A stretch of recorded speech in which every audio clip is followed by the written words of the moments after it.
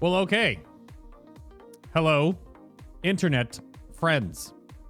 My name is Bay, and I am going to be slowly, kind of, going through all of the Shadowlands class updates, give you my initial thoughts, banter, reactions, if you will. I'm recording this live in front of chat, so there may be some times where I stop talking entirely to read some chat to give, if there's ideas to bounce back and forth and some things there. But for the most part, I'm just going to go through this and then probably bounce back and forth to the Wowhead post that made a very list form version. If you haven't seen this yet, Wowhead has a list form of everything in this giant post. But we're going to just go through the official post here real quick. There was an update shortly after this rolled out, where they made a few changes in this blog to reflect the accuracy of class abilities in the beginning of the alpha. You can find updates in the Affliction Warlock, the General and Discipline Priest, that's General Priest and Discipline, Mistweaver Monk, and Unholy Death Knight sections. But if you haven't read this at all, then it's all brand new, right? So this is going to be, I imagine, like an hour-ish right now, just after 1 o'clock in the morning. And of course, if you're watching this live, then here you are. And if you're watching this on YouTube, I'm going to archive this and you can listen back through, because I know I'm going to get asked a lot. And I was told during stream and basically, just do it, forehead. So just go through and sit here and talk through all this stuff. And we'll try to get into the mindset of each class. Some obviously have less things going on than others, but I want to go through the initial, because I'll be doing my class testing and spec testing for all 36 specs, and I'll be doing 24 dungeons. So it'll be 72 spec videos, first pass, second pass now, initial baseline, second pass. When beta is out, hopefully when more iteration comes in, when more things are locked in and whatnot. And I think because of the nature of this video, I'm going to turn the music down just a little bit more so it's a little more subdued. There we go. And there will be 36 spec videos, and then there'll be 12 class videos sort of mixed in. Because what I think I'm going to do is I'm going to do, like, if I do Death Knight testing and do Frost Unholy and Blood, whatever spec I'm going to end on, this is what makes the most sense to me, I will then do a dungeon run on. So there'll be like 4 videos in the Death Knight series, basically, right? There'll be one video that goes up that's the dungeon run. Like, say if I tank it as Blood DK, I'm still going to run a Frost and a Holy DK dungeon, but those are going to be just a streamed thing. I'll probably highlight them and they'll put in the giant Google document. But I want to run not only my normal slow database testing, but also do dungeons, so I get a little bit more like hands-on with it. And then, of course, there'll be Torghast runs in the future. I'm going to try to do some collaborative stuff. I know Mr. GM and I had a little Twitter exchange. Nano chimed in. I'm sure I'll poke Nobble and other content creators to, like, get all of us to do either Torghasts together or dungeon runs together, or me and Mike can do some things together, and blah, blah, blah. But just so there'll be plenty. There'll be over 100 YouTube videos, and there'll be just countless hours of stream stuff. It'll be archived all in the old exclamation point guide. We're coming back. The exclamation point guide will be back. Just like if you've been here before for the past 3 expansions, it'll be back. So let's see where this starts out with. So as Azeroth's champions prepare to traverse into the Shadowlands, they will gain powers both new and forgotten to take on horrors that reside in the realms of death. How big can I make this before it gets weird? That's about there. So the Shadow Class lands philosophy, that's the meme. So classes have evolved throughout WoW's 15 years of development, and so have our philosophies on class design, with new expansions and an increased level cap came new spells, abilities, and talents. While earning new powers is exciting and a natural part of growth in a role-playing game, eventually we begin to butt up against the limits of action bar and accessible keybind space, and many of the tools and perks that had once defined certain classes became increasingly widespread, diminishing class uniqueness. To address this in the past, we made changes to talents with Mr. Pandaria and removed several abilities in Warlords of Draenor. In Legion, alongside introduction of artifact weapons, we focused on class identity spec identity and carving out a distinct fantasy for each specialization to go along with their weapon. Mechanically, this meant revamps to both of our specializations, removing several long-standing class-wide abilities and adding new spec-specific abilities in the process. Today, in Biffa, while specializations have unique and flashy abilities, we've heard feedback that in some cases we've moved too far away from the core of the class that initially sparked players' interest when they first created their character. At times, there is more that divides two specializations of the same class than there are that unites them. And in Shadowlands, we want to return to the idea of the specialization as more about powering up a specific part of a class's kit, not narrowing down their tool set. In an expansion that is all about choice, we'll see. We also want to give players more opportunities to make impactful choices to customize their gameplay and express their own version of how their character engage in combat. Hopefully they evolve some of the combat in the game, because are we just going to have the same, I don't know, can WoW even really evolve? What are we expecting? Many specialization specific abilities and spells that help define the identity of a class will once again be available class-wide, and we're reintroducing some iconic abilities to give all of Azeroth's heroes a fighting chance against the dangers ahead. In addition to these changes, players will have their new Covenant class abilities to look forward to, which we previewed comprehensively in our Shadowlands, a look at Covenant class and signature abilities blog. Sidebar, not talking about those right now. And we're probably not even going to look at them in the original alpha pass. That's going to be a beta second pass kind of feature, because they're going to be so in flux. Covenants and soulbinds are probably not going to be anything concrete for months to come. And I don't really care to look at them too extensively right now. There'll be previews, I'm sure. Wowhead will do previews. I'm sure other content creators will do previews, I imagine. But I don't really want to look at them, because if I look at, you know, the Paladin Kyrian ability, and then all of a sudden, 2 weeks later, it's changed completely, or it has a new entire effect that I'm like, oh, great. It gets archived like that, sure, but at the same time, it devalues that entire part of a video, so I'm not going to focus on any Covenant stuff until probably beta second passes, when things should hopefully be more locked in. So, also, hi, Taryn! You can't wait for the Searing Totem cinematic? Taryn Gregory's in chat right now as I record this. He is very cute, very talented, and please, if there's a cinematic that you've already made for Shadowlands and there's a freaking Searing Totem in it, it better be throwing fireballs that look like they're coming out of a bolter from a Warhammer 40k Chaos Noise Marine. Because if they ain't, we'll have words. Anyway. Fun fact, Bay's forehead gets bigger when he's making videos. Toxic. So, today we'd like to give you a look at what's in store for each class, including our overall goals, some cool new and returning exclamation point powers, and some key changes to abilities and talents. This isn't meant to be a comprehensive list of updates. Also, sidebar, all of this stuff is super early. All of this stuff was talked about in the other blue post that came out just the other day, that so much of this is in flux.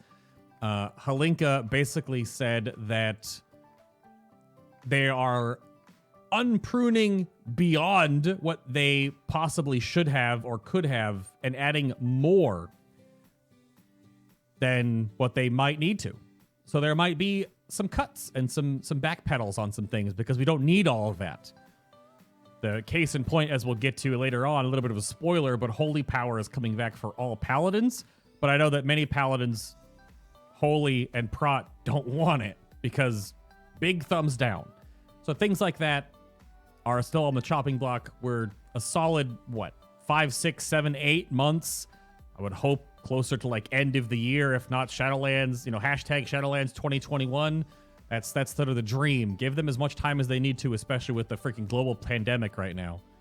So anyway, these changes represent a starting point for a dialogue with the community, but this should give you a good overview of what to expect. Okay.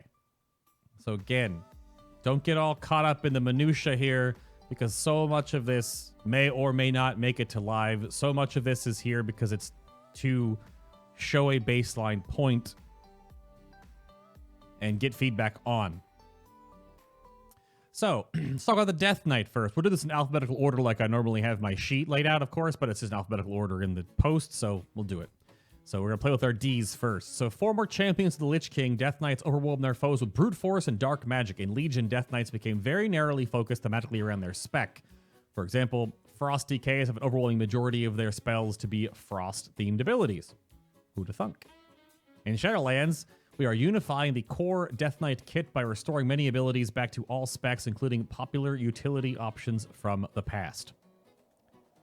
So, once all these changes are live, all Death Knights will be able to desecrate the ground around them with unholy magic and deal damage to their enemies with D&D. The old Death and Decay. Hopefully, this is a overall side note for this entire thing. If they are doing these unifying abilities, hopefully they expand the cosmetic nature of the glyph system. Say if you are Unholy Death Knight, you should be able to glyph, or just, it doesn't matter. There should be glyphs that swap your palette around. Because Death and Decay, whereas iconic, it is just red.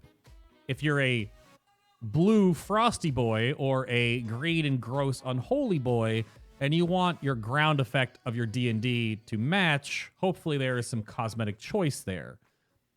Or neutralize their attacks with the anti-magic zone.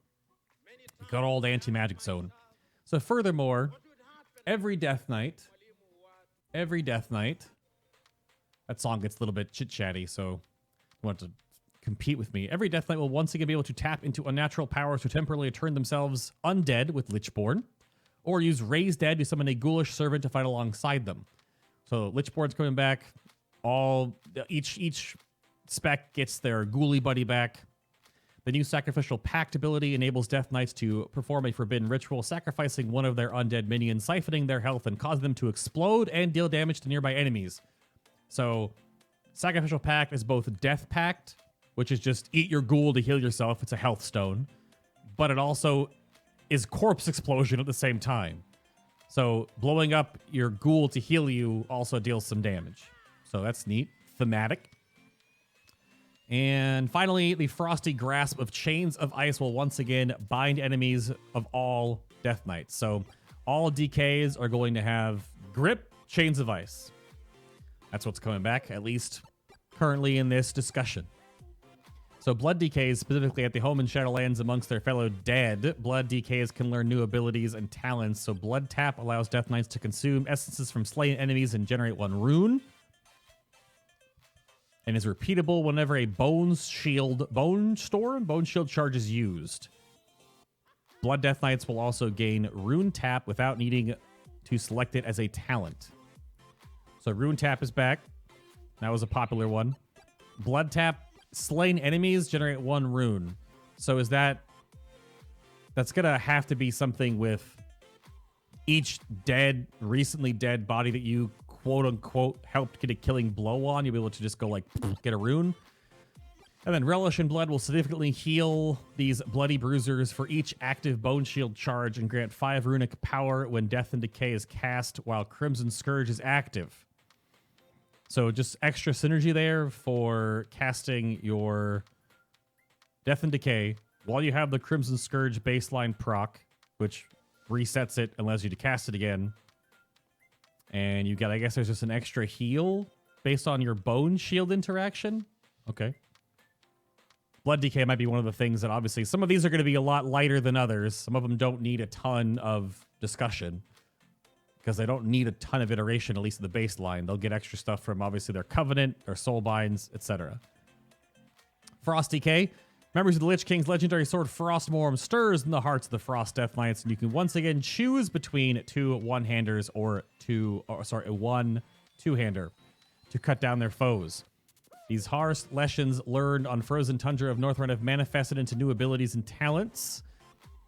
The first thing I can easily think of there is I think that's a bit of a nightmare to figure out the balancing point there. We talked about this a little earlier on the stream, but one two-hander is going to have some hidden passive to balance it, because you only get one Rune Forge if Rune Forges aren't changing. Whereas your 2 one-handers, you get your Fallen Crusader and your your freaking Razor Ice. So balancing that out, two-hand, normally, if I remember it correctly, the two-hand spec was way more obliterate focused because of weapon damage. And the dual-wield spec was way more mastery focused or frost damage focused because you got your Razor Ice stacks. We'll see how that works out. Because remember back to when monks could dual-wield or two-hand, and there was always that. It was like a damage bonus on two-hand and a attack speed bonus. Not haste, but an attack speed bonus on dual-wield. So there'll have to be something there to balance them out. Or rune forging might change. There's no note of it yet, but we'll see. The iconic Frostworm's Fury will be accessible to all Frost DKs. That's the Cindy, the big dragon, which should have just been baseline after Legion. Rather than needing to be selected as a talent, and Hypothermic Presence is a new talent that halves the runic power cost of abilities for a moderate amount of time, giving the Death Knight the vigor to strike down all who stand against them, or just to use it with Empowered Rune Weapon and Breath of Sindragosa. But we don't know what other things have changed. The big feedback that I gave for Frost Death Knight back going into from Legion to BFA was they gave Frost Death Knight like one big boy major cooldown. It was like a 2-minute cooldown that would line up with every other Cindy or every breath. And there was some weird outcry, and Blizzard caved, and they split their cooldowns apart again. So that's why you have the Pillar of Frost and the Rune Weapon ability. But they really, the fact that they forcibly desync themselves, or you just delay Pillar of Frost, you don't need. I could be wrong on this one, but I know we talked about this to death. Strength scaling matters more late game, obviously, but the overall core of the Frost Death Knight, the Frozen core, is very rune-based. It's runes and runic power. Your strength just kind of exists. The cooldown for them is getting runes, having runes available more often or readily, and using those to generate runic power to then use your spenders. I always thought the force desync and the need or apparent need for just like 15% more strength, that should be just combined into one thing. When you empower your rune weapons, when you refresh your runes and generate RP, you gain strength. It's just part of the whole process. So hopefully they clean that back up again, because there's no reason to have this weird desynced force nonsense. That was the biggest thing. Hopefully they clean that up. But overall, huge rejoicing. Two-Hand Frost is back. Unholy Death Knights. While all Death Knights have the ability to control and reanimate undead minions, an Unholy Death Knight has chosen to specialize necromantic magic, and their ability should reflect that. All Unholy DKs will be able to use Summon Gargi, baseline, previously a talent, to bring these flying terrorists to their side. So Gargoyle is back. Hopefully they work on the AI for that thing. For some reason, Dark Arbiter's AI was real stupid, but Gargoyle's was better, but it was the same ability. It was just reskinned, essentially, and they changed how it worked. So something broke there. So, because who remembers their Gargoyles, like, flying in and being like, okay, now I'll attack. So, yeah, we'll see. We'll definitely see if Gargoyle gets cleaned up. It needs to just, like, fly in or swoop in or poof in and, like, Bone Cloud right next to you to start going to town. Because the weird, like, falling into frame above you and then starting to cast, I guess, is fun, but something in that breaks with targeting and LOS and range. So Gargoyle comes back. Army of the Damned, which is a talent, returns as an even stronger force with a familiar and faithful recruit. The Magus of the Dead returns. Is that an Azure trait right now? Or is that an artifact trait? Because you can summon skeleton boys now. So Magus stays, yeah, it's an Azure trait. So Magus just goes baseline. Fine. Extra ghouls and skeletons and gargoyles. Whole point, you're a summoner class. You're a melee demonology warlock. These formidable magic wielders have fought side by side with Maldraxxus' bannermen, and their presence rallies Unholy Death Knights' ghoulish armies, lobbing frostbolts and shadowbolt spells at the enemies. Death Coil and Epidemic casts will reduce Army of the Dead's cooldown, which I think that was an artifact trait. And allowing Unholy Death Knights to summon forth relentless stream of monstrosities into battle. Magus of the Dead will also fight by a Death Knight's side when they cast Apocalypse as well. Oh, Death Coil and Epidemic CDR is an Army of the Damned talent. So that's just going to be core of how it works. Summoning things with Apocalypse and Army are going to happen more often if you do your peaks and valley rotation, right? If you do your low point rotation properly, optimize it, you get more dudes to throw at people. Okay, more ghouls and goblins and things. That's an old video game. So which also benefits from a cooldown reduction whenever Death Coil and Epidemic are also cast. So more Apocalypse, more Army, which is part of the neutral game, as you were. Unholy Death Knight's Mastery Dreadblade will also benefit both Master and Servant, almost like they're kind of a Beast Mastery Hunter or a Demonology Warlock. We got there. So that's good. So Dreadblade will also buff the Death Knight's shadow damage and the damage of their ghoulish minions, allowing undead armies to trample all in their wake. Sure. Only thing I'm still, halvesies about is I still think Frost needs the weird cooldown stuff sorted, but Unholy stuff sounds good. Doubling down on the whole point that Unholy, you're going to have your you'll have your AMZ back, you're going to have your Chains of Ice back for your utility, and then you've got just summon ghouls, man. Hopefully it doesn't become a thing. What was that expansions ago? There was a lot of latency problems, combat log issues, and frame rate lag because of Beast Mastery Hunters. It was a different version of Stampede or something where they summoned so many pets that it would lag people out. So hopefully they figure something out with optimizing all of the potential additional, ghouls and skeletons and, dread maguses that get summoned so it doesn't have a problem on other people's performance inside your raid group environment or even your group environment or your PvP environment. That was MOP with the BM Hunter nonsense. Okay. Yeah. Okay. And we move on to Demon Hunter, which only has been in for 2 expansions. So I already read this earlier. Some of these, again, I've already read. I don't know if I said it earlier in the recording here, but I've already said a few of these earlier today. So Demon Hunters were originally added in Legion at the time when all characters were assigned a specialization at creation, and artifact weapons made each spec feel almost like its own class. And that's reflected in the Demon Hunter's design. Though there are a number of similarities between Havoc and Vengeance, we feel we could do more to create a common ground, such as sharing a single resource and certain abilities. So, spoiler alert, I read these and I like them, and they're all actually really good, at least on paper. On digital paper, these make so much sense, and I'm pretty sure we brought these up in both Vengeance and Havoc shows during BFA's cycle here, talking to other guests. So all Demon Hunters now have Fury. Pain is gone. Because, yeah. Which channels their fiery hatred into relentless demonic attacks on their enemies. In addition, Immolation Aura, originally a Vengeance-only ability, will be available to both specs. So Immolation Aura is talented for Havoc. And Hyper, thank you for the host. Hello, hello. So Immolation Aura baseline for both. Both have Fury. No more pain. So Havoc has a new passive, Unending Hatred, which expands their Fury's maximum capacity, letting them get an extra hit in or 2. This is just a trait from the Warglaves. I don't know how much it's going to extend it by, because right now it's at, 120? It might go up to like 150, I imagine, just giving a little more buffer zone for Fury generation.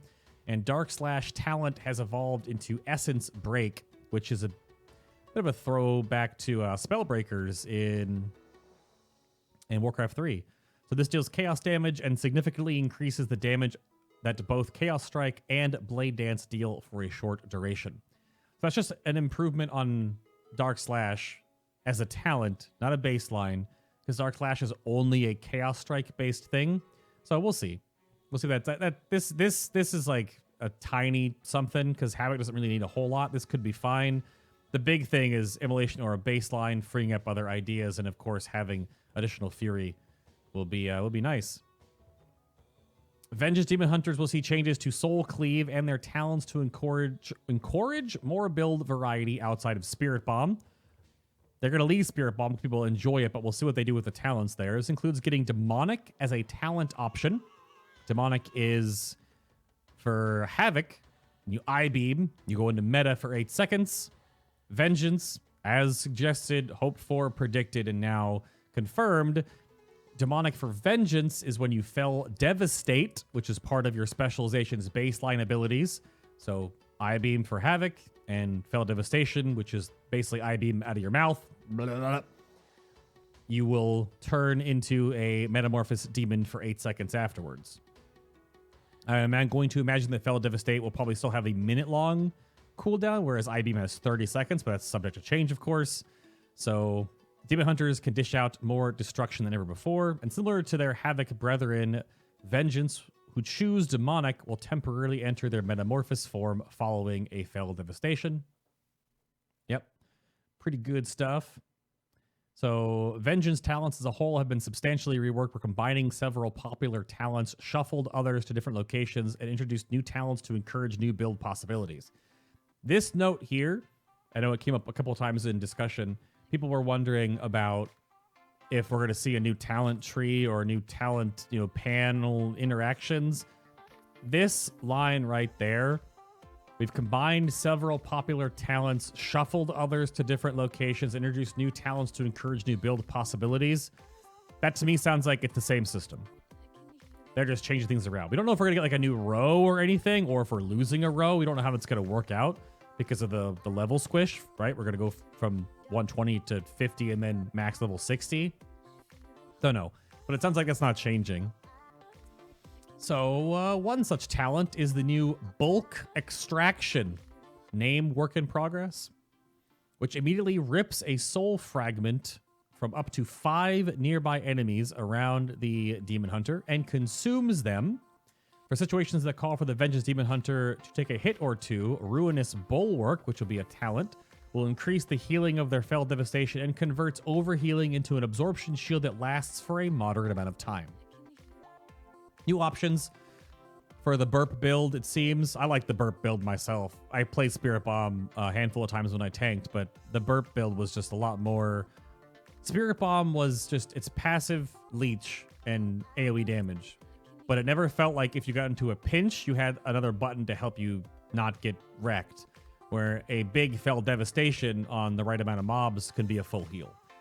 So, but there you go. Excuse me. Bulk Extraction. We'll have to see how that works out. Up to 5 enemies, it immediately consumes them, which will obviously be 5 soul fragments as a heal. And we'll see that. We'll see that. Also, I don't know about that comment. So, Blood DK was originally a DPS spec. No, it wasn't. All Death Knights were tank or DPS back in the day. You could have original Death Knight was you could be a blood tank, a frost tank, or a holy tank, or DPS, DPS, or DPS. They weren't originally one thing or the other. They were either or, because they were a hero class, right? So Druids are the masters of shape-shifting, a versatile hybrid, that weird word, that can adapt their form to suit a wide variety of situations. And Shadowlands reinforces core identity by giving them even more flexibility. We're bringing several abilities back to the class and making others more widely available. Please know Mark of the Wild. Spoiler alert, it's not coming back. Most notably, the affinity system has been expanded to offer utility abilities along with passive bonuses. So, you need to see the clip of Slootbag about feral druids when you are there. Maybe. We don't know about that yet. I've heard the murmurs of the whole feral druid thing, but again, this is so early, and it doesn't mean that they're not. Just calm down. This expansion's like a half a year away or more. But yeah, the crazy thing about this, the affinity system has been expanded to offer additional passive bonuses along with the utility abilities. That's okay. I mean, that's what druids are. So all druids will have Ferocious Bite, Barkskin, Cyclone, and Stampeding Roar. That one makes me a little bit salty if we don't get Windrush Totem baseline, but we'll see. And Iron Fur, regardless of their active specialization. So when they go in the cat form, they have the Spender, they have Barkskin for themselves or someone else, Cyclone obviously for the CC, Stampeding Roar for the movement, and Iron Fur, forget when they go into bear form. So much talking. It's going to make my throat all dry. In addition, Heart of the Wild has returned as a talent, providing an option for druids who want to use off-roll abilities during combat. AKA, they'll be even better in Mythic Plus. Because you know what's going to happen. You know that's going to happen. And PvP. Yeah, sure. Yeah, and PvP. Yeah. Damn it. So the affinity talents associated with each specialization, Balance, Guardian, Feral, and Restoration, also gain an additional utility ability. Balance receives Typhoon. Feral gains Maim. Guardian gets In-Cap Roar. It's the AoE Disorient that breaks on damage. And Restoration can use Ursol's Vortex.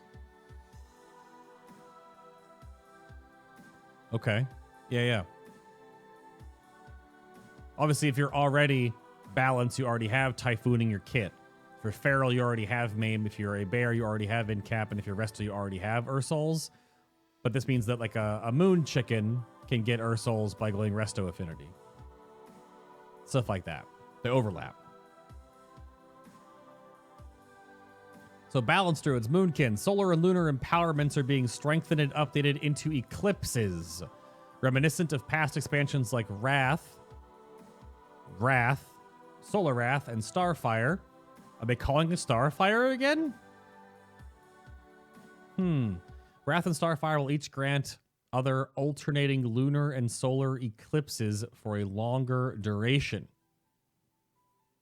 So you still bounce back and forth, with special moments of celestial alignment allowing both to occur at once. Balanced Druids who master the flow of the eclipses will be able to ensure a period of sustained power at either Wrath or Starfire key moments of a fight.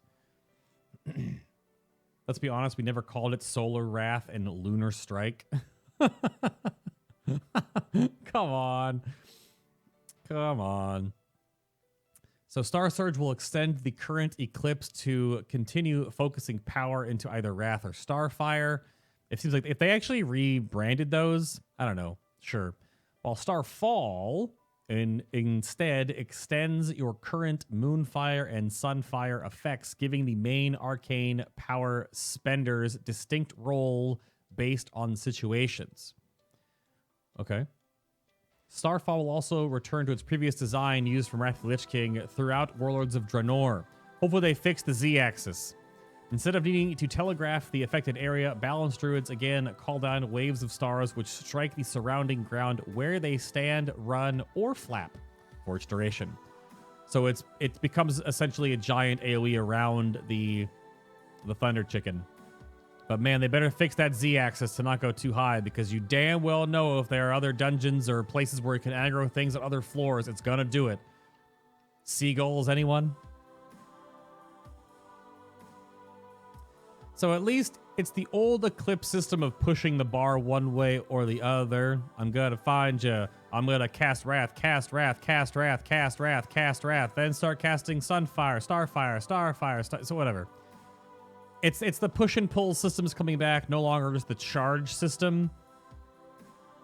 I mean, it's an amalgamation of the two, I suppose, because Star Surge extends your current eclipse, and Starfall is for your dots AoE. I wonder how far out the Starfall goes from the Boomkin. Because if it's a 40-yard AoE, that means it's 20 yards out from the Boomkin. So they got to stand kind of in the thick of it to AoE, I guess. They can't throw it from far, but hopefully if it's some way to be useful again, we'll see. Yeah, we will see. I guess we'll get the meme out of the way. I mean, we're doing it in order anyway. So Fierce Felines will see their Blood Talons talent reimagined. So this is kitty cats tapping into their primal power.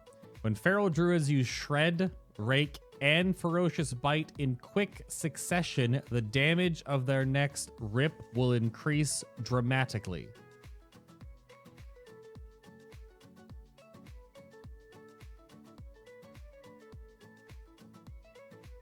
Okay. They're basically just removing the snapshotting. They're building in the snapshotting to be part of the game, part of the gameplay. They'll still have a snapshot and a half with Tiger's Fury and Savage Roar. But if the Blood Talons change, Blizzard just must not have a way to change Blood Talons because it's so incredibly forced and it's so good, but it's an increased skill cap. So you have to use Shred, Rake, and Bite in quick succession. They are a 1-second GCD class, locked at the 1-second GCD, just like Rogues and Windwalker Monk. GCD is not affected by haste for them. So you basically have to... Part of your rotation for Blood Talons would be you would just Shred, Rake, 4 or 5 combo points, Bite, and then you get a buff that buffs your next Rip, and then you rebuild, and then you would Rip. I wonder how that... Is that just part... It'd just be part of the rotation. It sounds like it just becomes a passive where you have to do... You'd have to do all 3 of these abilities sort of in a sequence. You know, it's like you know, it's like a combo point system that's behind the combo point system. It's just do A, B, C equals D. Or in this case, equals Rip. What if snapshotting returns globally? I don't think snapshotting will ever return. There'll always be some instances of snapshotting, but Blizzard will never bring it back. Yeah. Rip might not be the first spender then, depending on numbers. Very true. Yeah. Because you'd probably want if Blood Talons, if it's, you know, it all depends on numbers and fight style and whatever. So yeah, it might not be. I'm going in order, Zeb. We're in Druid right now. We're almost done playing with our Ds. So Bear Druids in the Shadowlands can once again embrace or bear hug their brutish side with Berserk, reducing the cooldowns of Mangle, Thrash, Growl, and Frenzy Regeneration substantially, while also having the cost of Iron Fur. Halving the cost of Iron Fur. Oh, really? Oh, really? Almost like a class in this game not having a baseline cooldown, albeit for defensive purposes or offensive purposes on any class or spec, feels bad.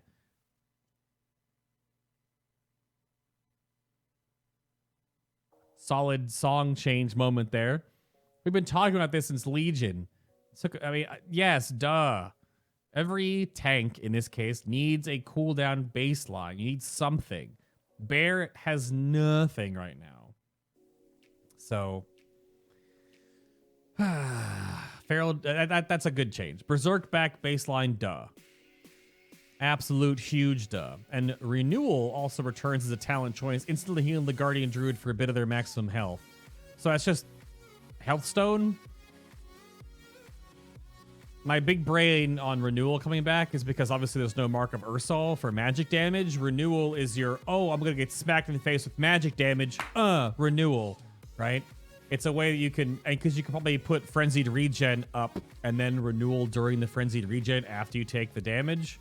So you get the regen going and then you got the renewal. So it's basically a soft Mark of Ursol.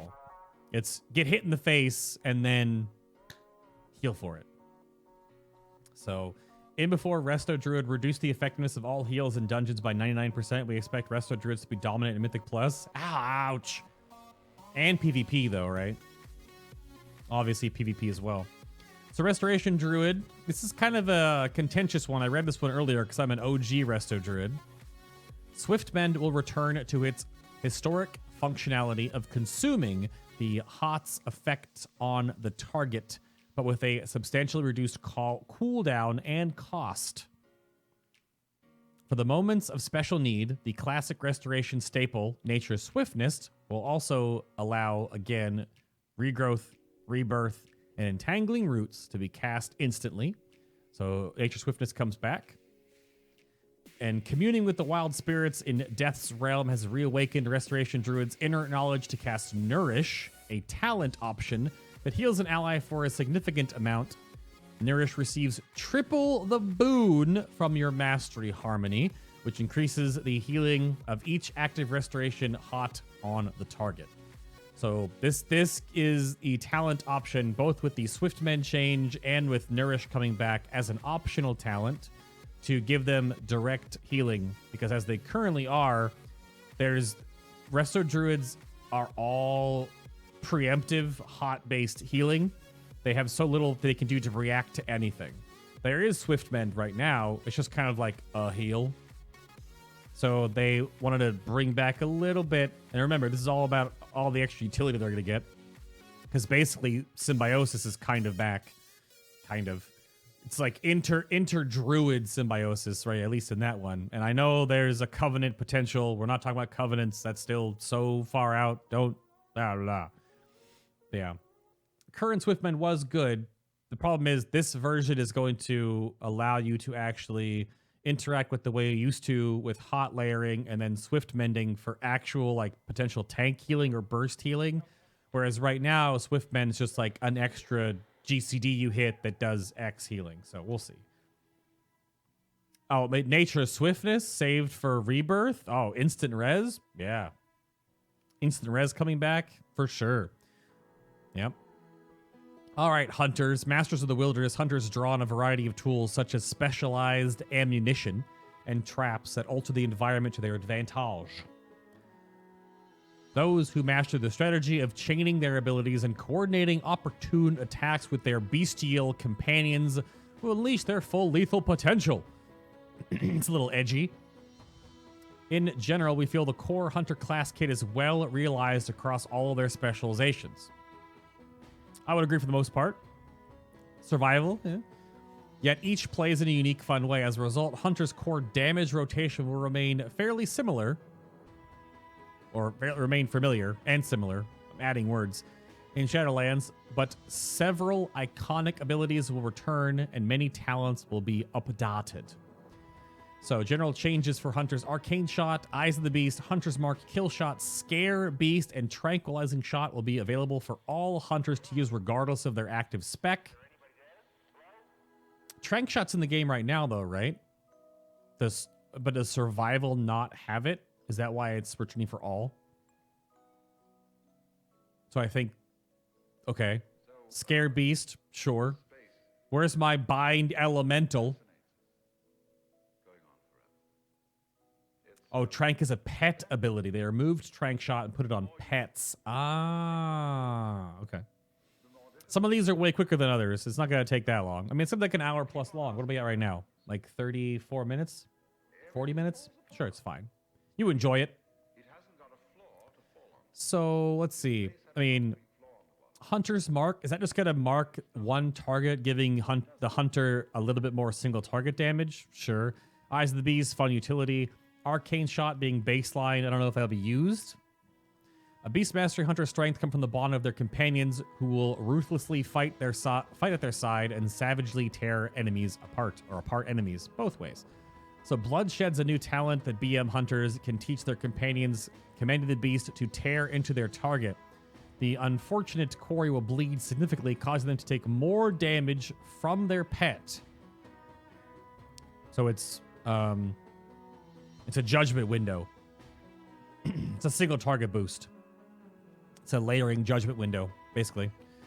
BM's Scent of Blood talent is being reimagined. This passive now activates when Bestial Wrath is used, granting 2 charges of Barbed Shot to bloody the target and empower their bonded pet to take down threats quickly. Looks like BM Hunters are getting a lot of single target burst potential. Venomous Bite takes the place of Spitting Cobra, because whoever used it. Comes with a twist. A lime twist? When Bestial Wrath ends, a Cobra will come to the aid of the Hunter in combat. The Serpent's power will increase based on how many times they used Cobra Shot during Bestial Wrath. I mean, at least that has some... That's the same thing, but a better interaction. Like, that is... It's still summoning an animal, which is the whole point of BM. That's on paper, sounds way more thematic anyway. It rewards you for doing your rotation properly and managing your abilities during your big red pet, and then you get rewarded after it, depending on numbers, with a big old snake. Hopefully, though, please, art team, can they get a better looking snake? Because if I'm not mistaken, the snake right now on Spitting Cobra is like the old school ZG, blue and pink and white, big old frilled, awful snake. That may have been the old model, but that's the flashback I immediately got because that looks like absolute make it look like the snake boss in Temple of Snakes. It needs to look like a good snake. It looks awful still? Okay, so I'm not wrong. And Scented Blood seems good, replacing RNG procs with guaranteed barb shot charges. Yeah, I mean, it's player choice, and it's feel like you're in control. Marksman Hunters, so Master Sharpshooters can empower Kill Shot with Dead Eye, a new talent that lets the hunter store 2 charges of Kill Shot. Remember, Kill Shot is back for all hunters. It's their execute. Also make Aim Shot recharge faster for a short time whenever Kill Shot is used. Okay. Sure. Binding Shackles is a new passive talent that causes enemies rooted by their baseline binding shot to deal less damage to the hunter for a short time after being released from the root. A little bit of extra utility for them, since it's very PvP-ish or solo content-y. Volley. Oh, no. Volley is the new talent that enables... A new talent? New? Halinka. Let me take you back to expansions past. Yeah, can we get some Keck W's in the chat for Volley?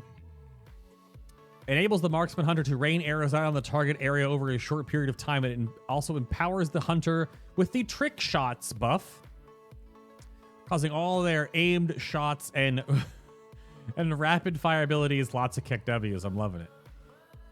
To ricochet and hit up to 5 additional targets for half the damage of the initial for the entire duration of Volley.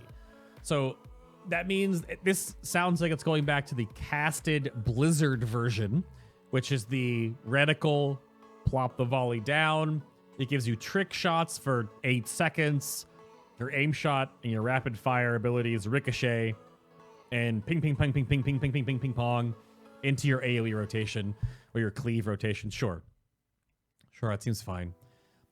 I think was AoE part of the problem? AoE and cleave sort of part of the problem with marksmanship right now, where their single target is big pomp, but once there's more than like one target, they're like, because they don't have beast cleave. They don't have all that multi-shot into beast nonsense. Oh, you can't even 2-target cleave right now with marksman? Their AoE is fine, but they can't 2-target cleave.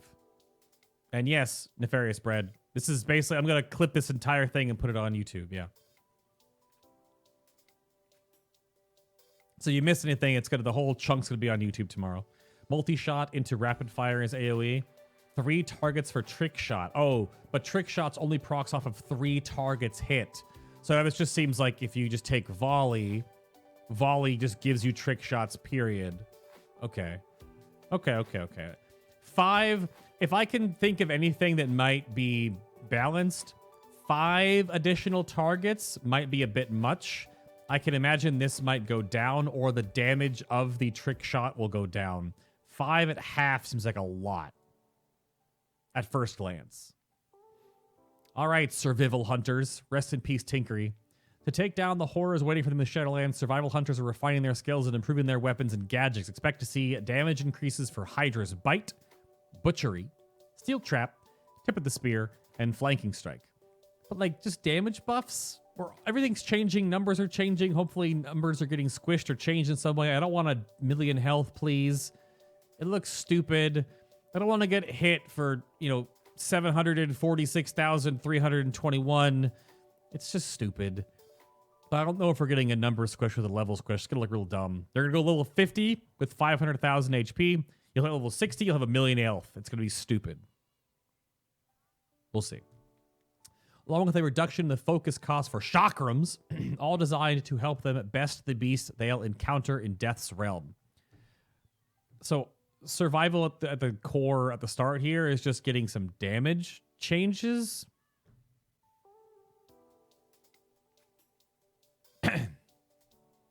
Okay. Is that all they really need? I don't think it's all they need, but sure.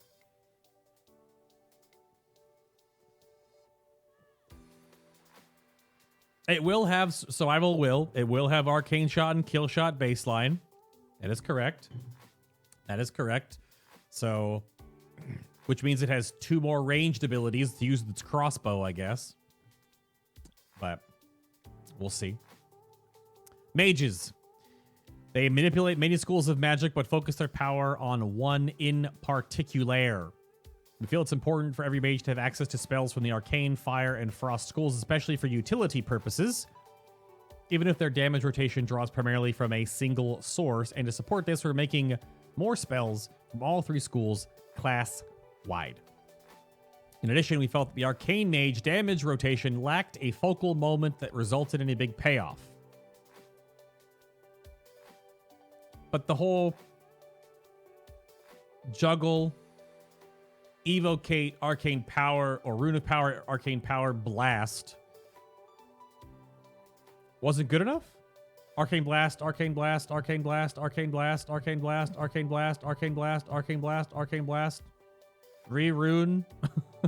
Blast, blast, blast, barrage. Not good enough.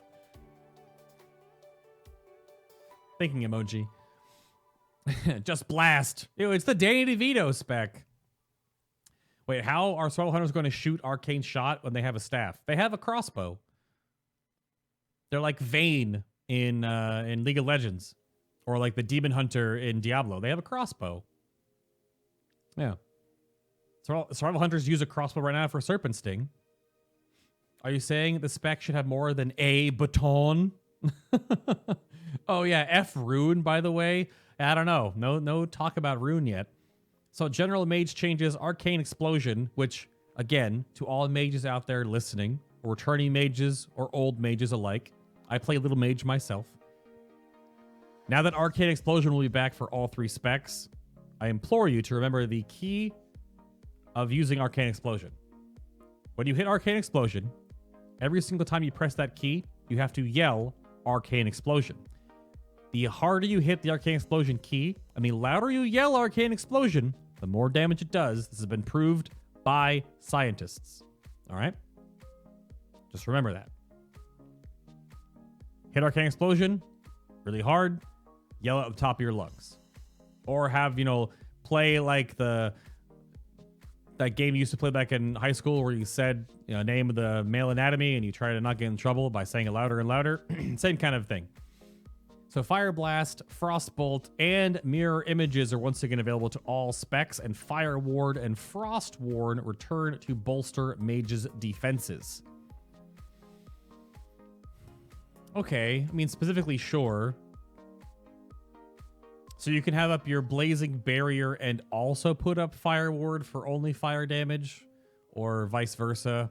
Hopefully they freaking fix Ice Barrier's graphic, because it is trash. Ice Barrier looks so bad. Hopefully they fix it. Yeah, Pen Island. Yeah, the Pen Island game. Exactly. Altered Time is also returning from the past, allowing mages of all specs to show off their temporal mastery. When cast, this spell gives the mage the ability to return to their initial location with the same health and mana after casting it a second time or after a short duration. So Altered Time is going to be weird because it depends. It says same health and mana and location.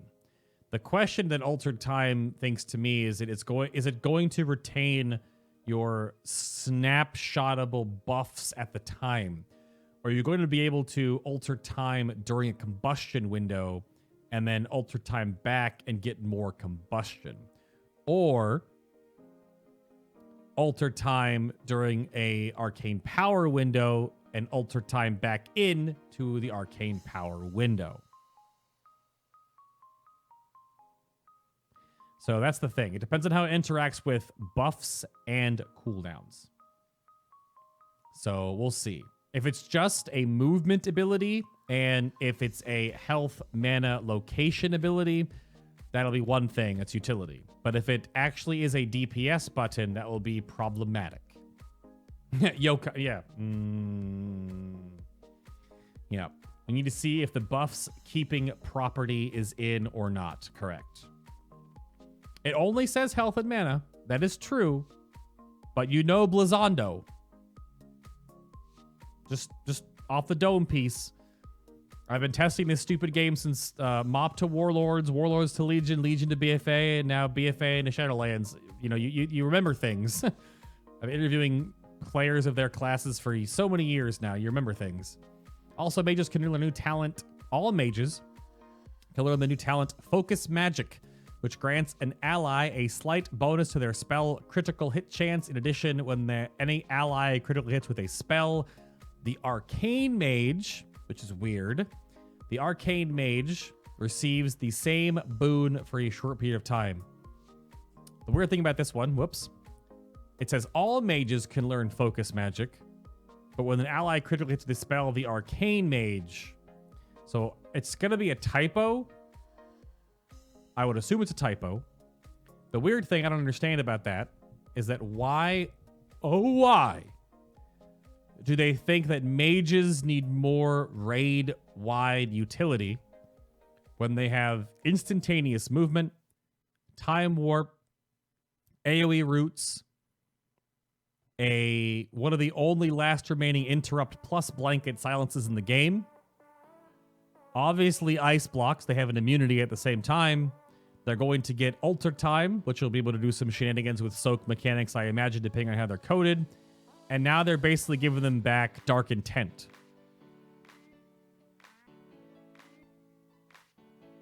Ian rolling mage, next expansion confirmed.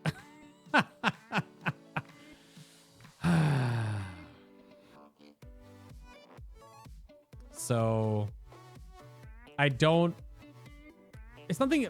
Sushi has nothing to do with being a Mr. Jelly Shaman. This class already has so much utility, and they're giving it another mandatory raid buff. Because now, who's ready for no give me focused magic, no give me focused magic, no give me focused magic on this pull, no give this healer focused magic because it's better for them, no give me focused magic, no I'll give you 1,000 gold, I'll give you 5,000 gold, I'll give you 20,000 gold, no give me focused magic, mine, mine, mine, mine, mine.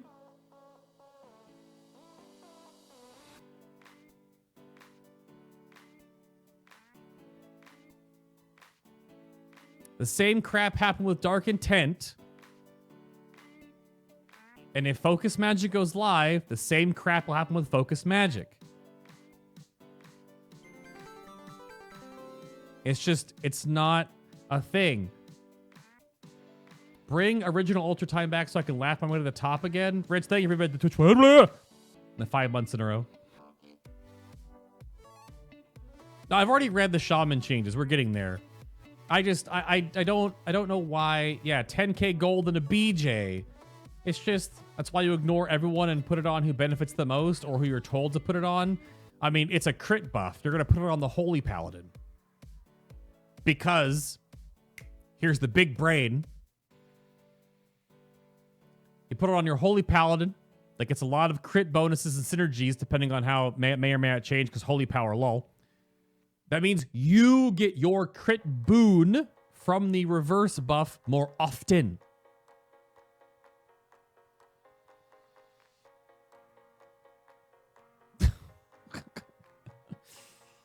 So, it's just... Holy Paladins don't do DPS. That is why you DI'd a Shadow Priest back in the day. Thank you for all the... I like that emotes. It'll just be 12 mages buffing each other.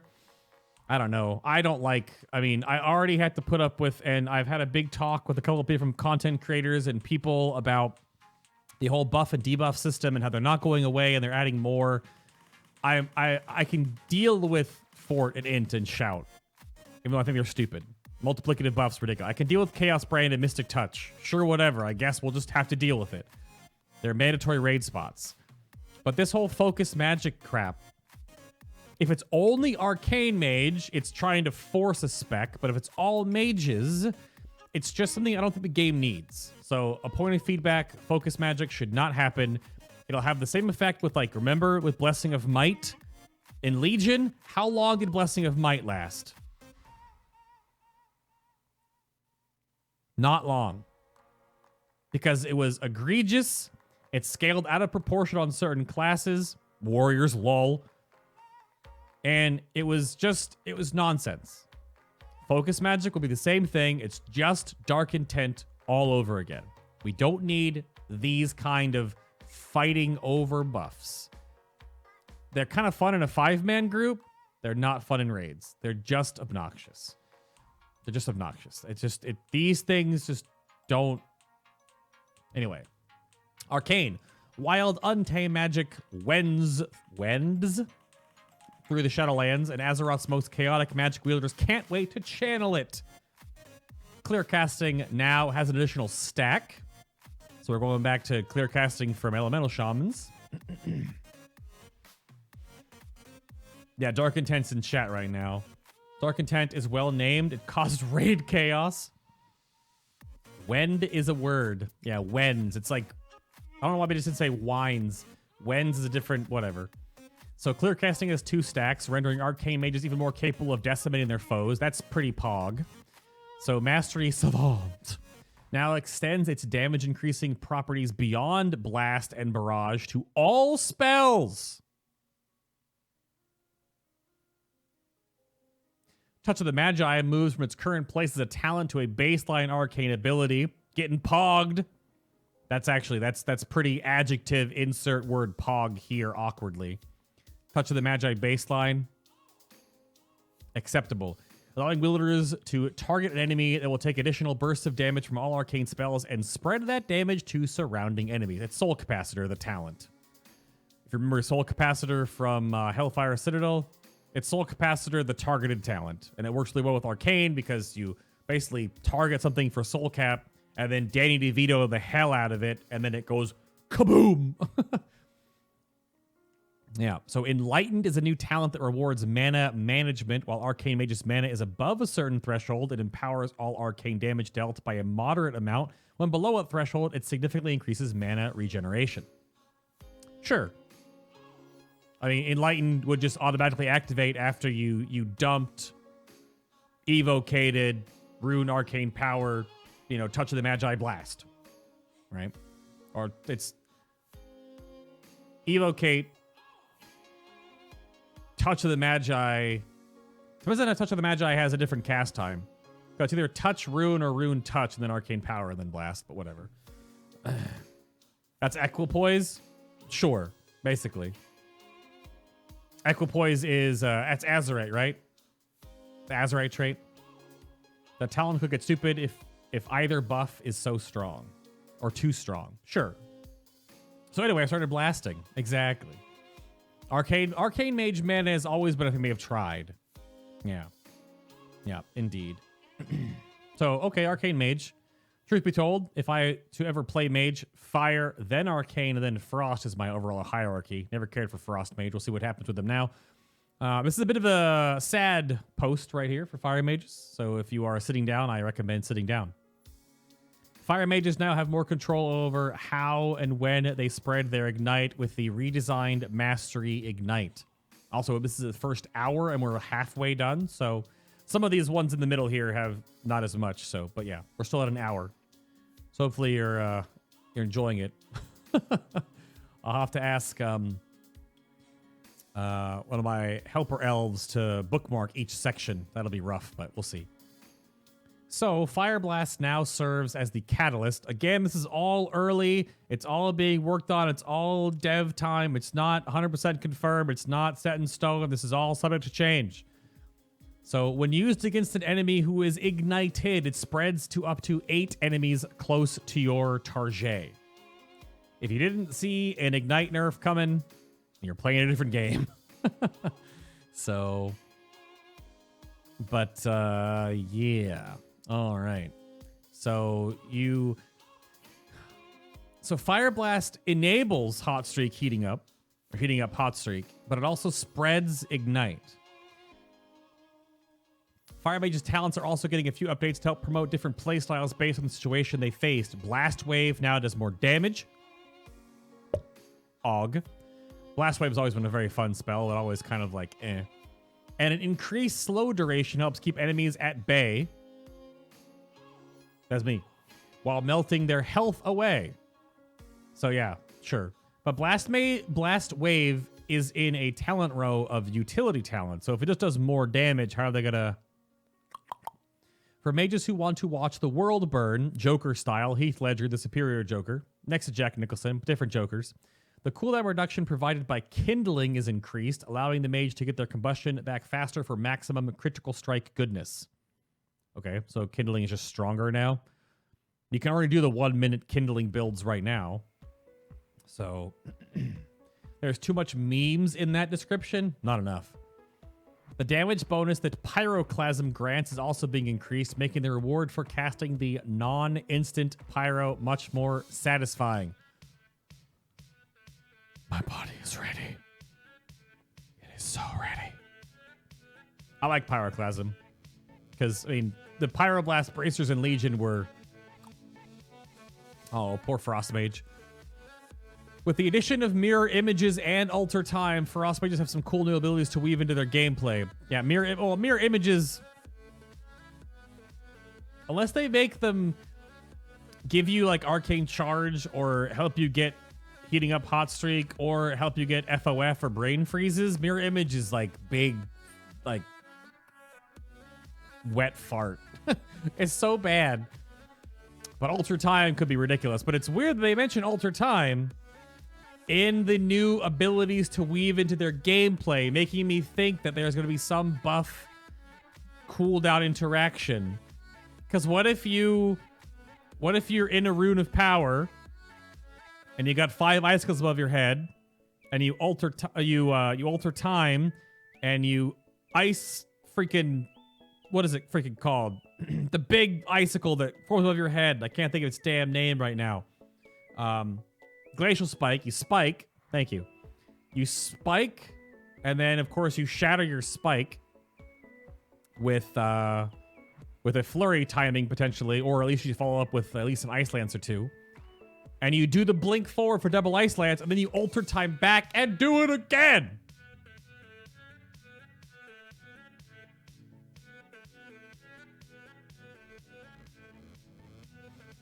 Scripe, we don't know if it's not old alter time. It sounds like it is. They put it in this note. And you do it again. I don't know. We'll see. Because I thought alter time was only going to be like a utility movement, health, and mana thing. But if they put it in the Frost note...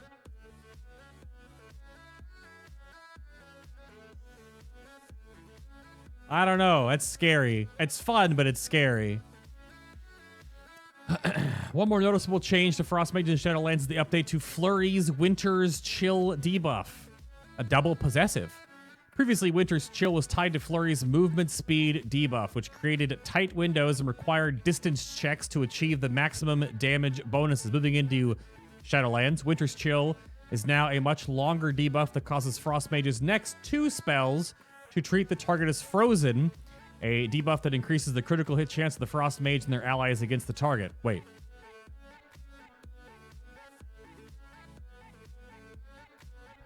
What?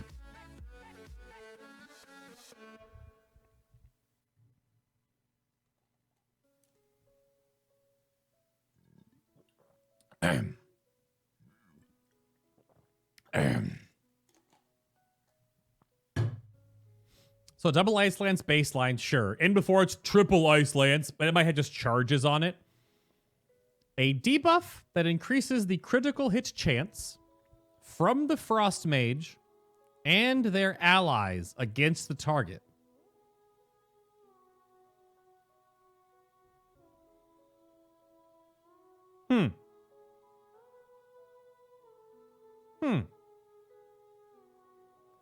YouTube, you cannot see Twitch chat right now.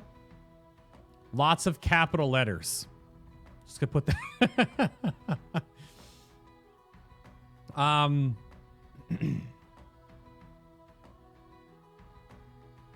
Well, if I could think of one thing that might not make it, now I can think of 2. Focused Magic, not gonna make it. Winter's Chill, increasing the critical strike chances of your entire raid group, not gonna make it. We got 2 things on the list. Both are Mage. Yeah, huge nope. We already have enough required raid spots in a 20-man roster. You're telling me that you're going to want to bring 6 frost mages? They're all going to focus magic each other? Hey, how about, like, not toxic? Yikes. It's not a shaman thing, Jeff. This is a degenerate problem. Are you ready for the world first to be like 2 tanks, 4 healers, and all frost mages? No. Sorry, you have 1 demon hunter, and then all frost. Stop. You're back to freaking cataclysm class stacking at that point. You have to be really careful with things like focused magic, and apparently Winter's Chill affecting your entire raid group. It's not gonna happen. Sounds like classic WoW. Yeah, but your rotation at least is something better than just Frostbolt. Frostbolt. Frostbolt. Frostbolt. Aggro. Wand. Wand. Frostbolt. It's a bit of a dramatization, but you get the idea. Oh yeah, Frostbolt, and then you get the resist. Ah! Yeah. Yeah. Monk. In preparation for their perilous journey into the Shadowlands, monks return to the Peak of Serenity to study, train, and hone their skills. Several abilities from the original version of the class return to all specializations to reinforce their identity as masters of the martial combat, because they ninjas. Hey, sometimes you fire blasted if you moved around. That's true. All mages have fire blasts now, which I imagine for Frost and Arcane Mage will just be like, hey, I'm moving. You weave in Frost and Fire mages with kindling so you can crit more and have combustion up all the time. I mean, mages are already able to be stacked. They don't need to do this. We'll see. We'll see. All right. In addition, each specialization will receive a unique celestial cooldown ability, reconnecting them with their mystic nature of Pandaria. Okay, that's cool. I like Monk a little bit. I have a Monk. It's mostly a Mistweaver.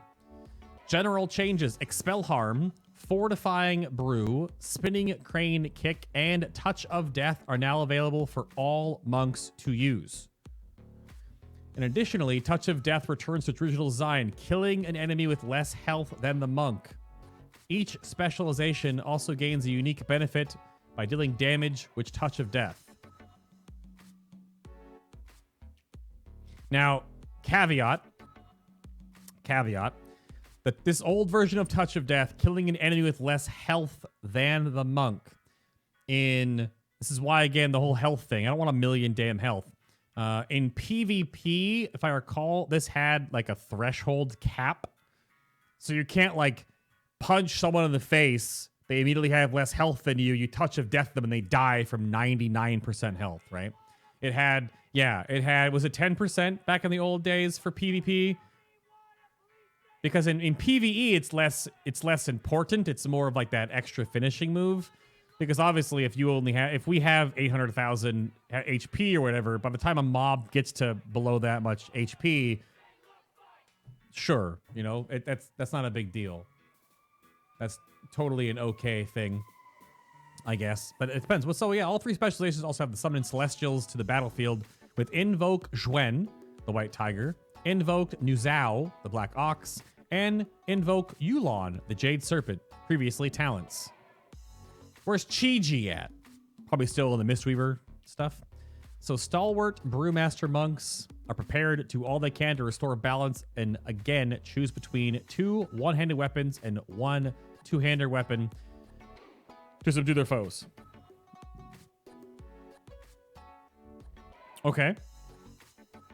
But if you're a Brewmaster monk and you don't use the staff and put it as Fuzan to get the special animation for Blackout Strike, then you're not playing a Brewmaster monk right, for all I care.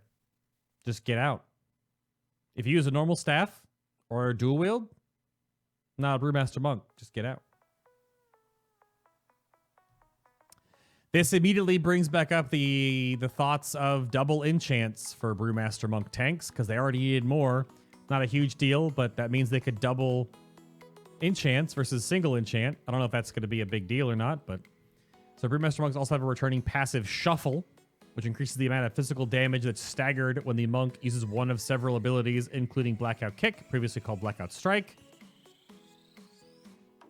Keg Smash, and Spinning Crane Kick. So Shuffle baseline for mitigation is basically part of what Blackout combo was meant to do, but it sucks that Stagger is still remaining. Celestial Brew is a new ability that absorbs damage based on the inhibitor's attack power. It's Guard.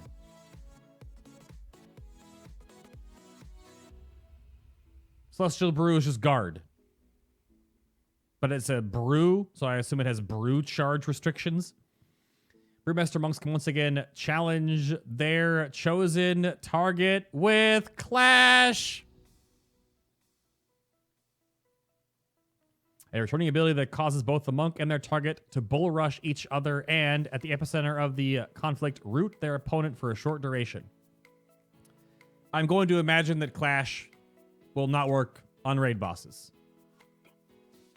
Hopefully Blizzard stops that, because LOL, this isn't Destiny.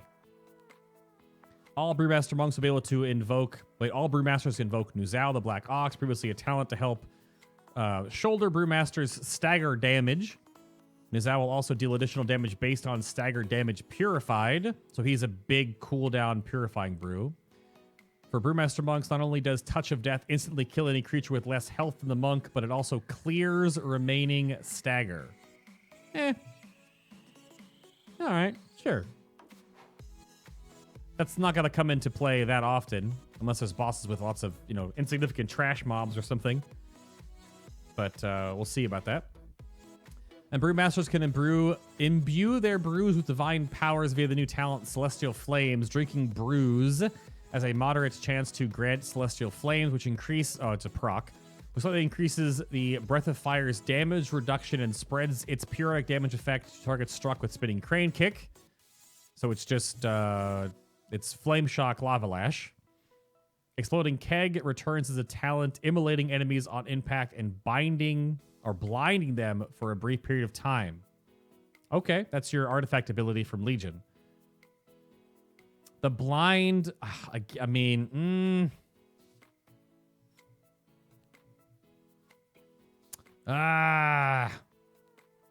that one worries me. Again, they have to make sure that Clash doesn't work on raid bosses and make sure that raid bosses cannot be blinded, because there were problems with the Exploding Keg blind mechanic where you were able to time it properly on certain special attacks and ignore a special attack swing and potentially the whole application of some tank swap mechanic, immediately giving Brewmasters even more utility on top of the fact that lol stagger forehead. So historically, Clash had the same restrictions as Death Grip for moving bosses. Okay, sure.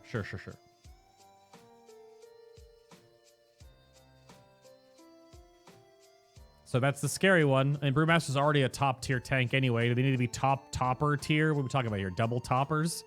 Any double toppers in chat? Shout out to your monk, mage, and paladin gods. Mistweaver. All Mistweaver monks will be able to invoke Yulon, the Jade Serpent, to summon the Celestial, who heals allies with Celestial Breath and spawns healing spheres for nearby allies. And Touch of Death will now instantly kill any creature with less health than the Mistweaver monk and will spawn healing spheres for their allies. Sure, let's say a fun little minigame. You can, you can TOD, mobs in Mythic Plus or dungeons or in the middle of a raid fight and spawn some healing spheres. I wonder how far away they plop. I wonder how much healing they actually do. You probably have to run over them. Can more than one person run over one? So, little things.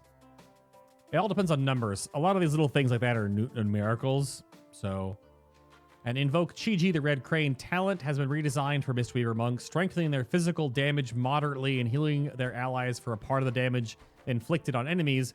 Chi-Ji also makes Mistweaver monks immune to movement impairing abilities, so they can constantly be on the move during combat. So Invoke Chi-Ji, the Red Crane. Hopefully Chi-Ji still plops out and floats around with you. Maybe it doesn't become Crackbird. But that's basically the PvP talent you guys have right now. Way of the Crane. It just brings back a cooldown eminence. It's just cooldown eminence healing again. Yeah. Invoke Chi-Ji is the conflict and strife PvP talent in BFA, Fist with the Engage. No, Crackbird's stupid. Chi-Ji has already an in-game animation where he stands still and sings. Why does Chi-Ji pop out of the Mistweaver Monk in the current iteration and Crackbird around? He could plop out, stand next to you, look awesome, and do his crazy, like, singing, floofy, holy energies all around him, magic-wielding nonsense and look cool. But no, he's the Roadrunner on, like, 3 FPS.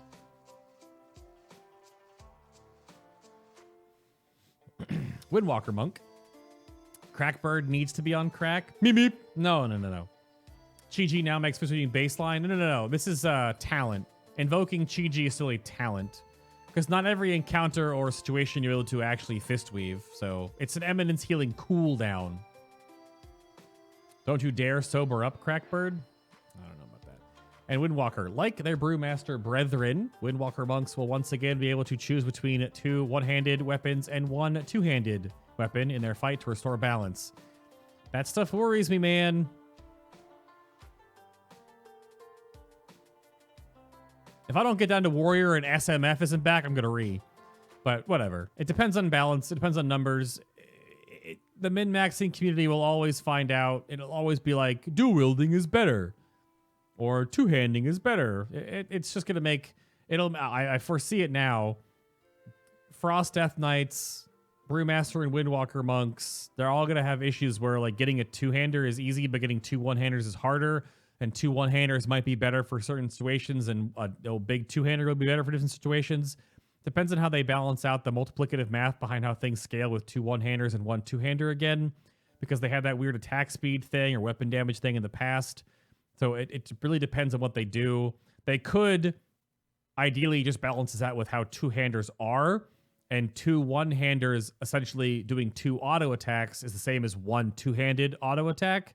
That normally never works out that way, or whatever back end they choose. But that's, I mean, flavorful for sure. Because I know Windwalker monks for a long time want to use a two-hander again. There you go. Was that exactly what was the problem was before? I remember the two-handed dual wield having similar issues in the past. It was that the dual wielding was like an attack speed buff, but again, you got 2 weapon enchants. And then dual wield was like a flat weapon damage buff or something, or like a flat damage buff. It just didn't, it worked out really weird in the math. So, I don't know. It's just, For DK, it's simple now. You say weapon for all specs. Well, yes, of course. Yes. Let's see. So they can invoke Zhwen, the White Tiger, previously a talent, all baseline. Zhwen will fight by the side and assault the enemies with Tiger Lightning. Tiger Lightning. Tiger Uppercut. Dealing additional damage to targets the monk has recently attacked. Sure. TOD instantly kills any creature with less health than the Windwalker monk. Will now spawn Chi Spheres. For the Windwalker monk, can consume to perform devastating blows. Chi Spheres are back, team. They're just going to give you energy, I imagine. And in Shadowlands, wild gods freely wander the woods of Ardenweld, and their magic awakens Windwalker monks' knowledge to perform Dance of Chi-Ji. Dance Studio confirmed. The new passive talent has a moderate chance to make the next spinning crane kick free to use and deal a significant amount of extra damage to all its strikes. So this is a Retribution Paladin set bonus from Hellfire Citadel? Is it the HFC set bonus or the BlackRock? It's set. They are...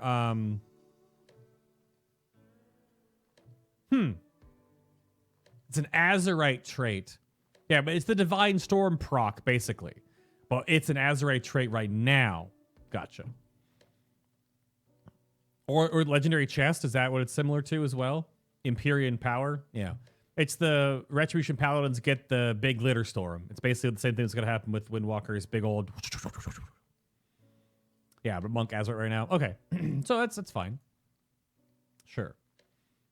Let's see. We got Paladin. Devoted servants of the light, paladins tap into its holy power to protect their friends and vanquish their enemies. In the original version of the game, paladins had several categories of spells that transcended their specializations, such as seals, blessings, and auras. Not hands, they're blessings. Bop, not hop. While we feel that not all these categories of spells make sense for the modern game, having those categories define the paladin class. We want to restore the feeling of shared spell categories with that unification of the paladin resource system and the restoration of several iconic abilities, including auras. While a few of these abilities are situational utility, they play well into the paladin's archetype as a holy avenger and bane of the undead. So, the one big thing I blanketed way earlier is that holy power is back. And all's well is as Blessing of Sacrifice, Hammer of Wrath, Sense Undead, Shield of the Righteous, Turn Evil, and Word of Glory will be available to all paladins regardless of their specialization. Sure. I mean, that's the biggest thing right there is freaking Blessing of Sac for ret paladins. Duh. Holy Power returns as a resource for all paladins, which I know is probably receiving some of the most feedback. That ret uses it just fine. Prot, Holy... not so much. Not so much. So we'll see. We'll see if they actually go through with all that.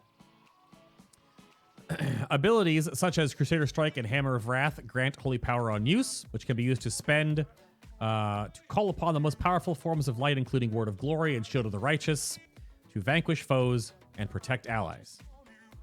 And also, please, this is a total random side. Hammer of Wrath. Art team, please update the art for Hammer of Wrath. It looks like garbage. Sincerely, probably every paladin that's ever played this game. It looks like garbage. And to go one step further, it's not even a paladin spell. It is almost carbon copy from the throwable lightning hammer from Warcraft 3 on the Dwarven Griffin Riders. It's like Falstad's hammer in HOTS. It just has holy particles instead of everything. It looks like complete crap. It needs to be updated. Also, can they put in the updated consecration back in? They have to fix the Z-axis on that bad boy, but the new consecrate that they put in for like not at all and they patched it right back out was real biss. Can we get Hammer of Wrath to look anything better than a graphic from 1998? It's still the vanilla hammer. It's very bad. It's very bad. The change judgment to fit your current weapon and weapon transmog looks so dumb using judgment with a two-handed sword and you hurl a hammer. Oh, Yeah, DKs have Lichborn to become undead. Paladins get Turn Evil and Rets get Wake of Ashes to stun undead. Monka S. Monka S. Yeah. No, it hasn't been updated. I'm pretty sure it's the same graphic. If you log into WoW Classic right now, it's the same graphic. So it's one of those last remaining bastions of a thing made back in 1998. Holy Power returns. I don't know. We'll see. It works for Ret. I don't think it works for Holy, especially not Holy, but it might be okay for Prot, but I know it's already receiving feedback that not a fan. As a champion of the light, all paladins can use powerful auras. This is big pog. This is thumbs up. To safeguard and enhance their allies' concentration aura returns to all paladins, reduce the duration of interrupts and silences. A redesigned Ret aura allows paladins to avenge fallen allies with a short burst of avenging wrath. So you have to have Retribution aura up if anyone dies to get a short burst of avenging wrath. Which makes me wonder if Avenging Crusader, the stupid talent passive that Ret paladins have, is just yeeted. Just yeet that out of existence. So giving these holy warriors the strength to vanquish evil or keep their remaining allies on their feet, Crusader and Devotion auras are also available to all paladins. That's just fine. I mean, Devo aura right now is like, whatever, right? You aura mastery it, whatever you Devo aura it, but the base tiny aura will be like the 2% damage mitigation if you're around like a billion people, so That's just flavor also. Seeing that aura on your bar is fine. Like the Paladin auras, it falls in the same category as raid buffs and debuffs. So like the always active kind of things are okay. Again, the bigger problem is like, you know, Chaos Brand and Mystic Touch. And obviously Focus Magic, please. All Paladins also have access to more talents that allow them to manipulate and spend holy power. The Divine Purpose talent will be available for all Paladins to select and standardized for all specializations. Sure, I mean, Divine Purpose is good. Everyone likes a little DP, right? Allowing their abilities to spend holy power to have a decent chance to make their next holy power spending ability free and increase its damage and or healing output. Holy Avenger allows the generation of huge bursts of holy power in a short window, while Seraphim allows the Paladin to spend holy power to increase their secondary stats for a moderate amount of time. But like Seraphim is only... Are these all general? So it seems like Seraphim is on all, and Holy Avenger is now on all. I wonder if they'll share the same tier? Or not? Question mark. Oh boy, Holy. I mean, Paladin have lots of general ones, but this Holy one is 3 sentences long. The Azerite trait Glimmer of Light moves to a space in the level 50 talent row, competing with the powerful existing options such as Beacon of Faith, while Holy Paladin's Aura talent row has been replaced by now the class-wide Aura Bar. Aura Mastery continues to give the Holy Paladin unique ability to give any aura a specific empowerment. Okay. Glimmer of Light baseline, but it competes with Beacon of Faith. It has to compete with something super strong. So, okay. Okie doke. Yeah.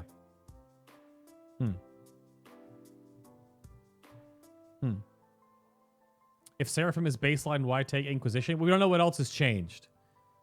We don't know what else has changed. Yeah, we don't know what else has changed. Protection Paladin. To better uphold their oath to protect the innocent, Protection Paladins now exude Shining Light. A new passive that makes the next cast of Word of Glory free whenever Judgment critically strikes a target, enabling Protection Paladins to shield themselves and defend their allies from attackers. Remember, Word of Glory is basically the AoE Holy Nova heal. So they basically get an extra crit synergy? Yeah, free wogs. I mean, free wogs. So, yeah. I'm not doing redemptions right now, guys, because it's going to slow me down, and I can't think of anything right now. I'm in notes brain. I see your redemptions, but my brain can't shift gears right now. I'm sorry. Glimmer is a talent, correct. Yeah. The darkest places for the Retribution Paladin within the Shadowlands inspire Ret to perform valorous acts in the name of the light. Wake of Ashes is available to all Ret Paladins instead of needing to be picked as a talent. Piggers. Yep. About damn time. So allow these holy warriors to vanquish evil with a blow so powerful it damages all foes close to its impact and reduces any survivor's movement speed significantly. Demon and undead enemies are further crippled with a substantial stun when struck with the ability. Oh no, it should have never been a talent. I absolutely agree. It should have never been a talent. I said that when we went into this expansion. Yeah. Yep. And Empyrean Power, previously the Azerite trait right now, will be available as a talent, giving Crusader Strike a moderate chance to make the next Divine Storm cost no holy power and increase the damage dealt by a significant amount. I wonder where Empyrean Power will sit on the talent row, because Divine Purpose is available as a talent still, but you can rock Divine Purpose and Empyrean Power, which obviously would give the Ret Pally a double overlap. But Empyrean only procs on Crusader Strike. But if you use Crusader Strike to get an Empyrean Power proc and you Divine Storm that costs no holy power and deals more damage, and that procs Divine Purpose, which allows you to Glitter Storm again. So you get that set bonus synergy you had. I think was that Warlords? That was the one leads into the other, leads into the other, leads into the other kind of thing. So I mean, that's fun though, right? The holy blender of death. Yeah. So that was definitely a thing. That was a fun point for it. Yeah, Divine Purpose with Crusade. Ooh. Could be a thing. Was it a Pandaria set bonus? Maybe it was even further back. I think it was HFC, but it might have been Pandaria. I mean, yeah, it's a while ago. Yeah. But that's the thing. Like, Ret Paladin is basically almost perfect. It's good with the procs. Without them, it's real bad. So... All right, Priest. The Ret Paladin... Sorry, the Paladin that wears bathrobes.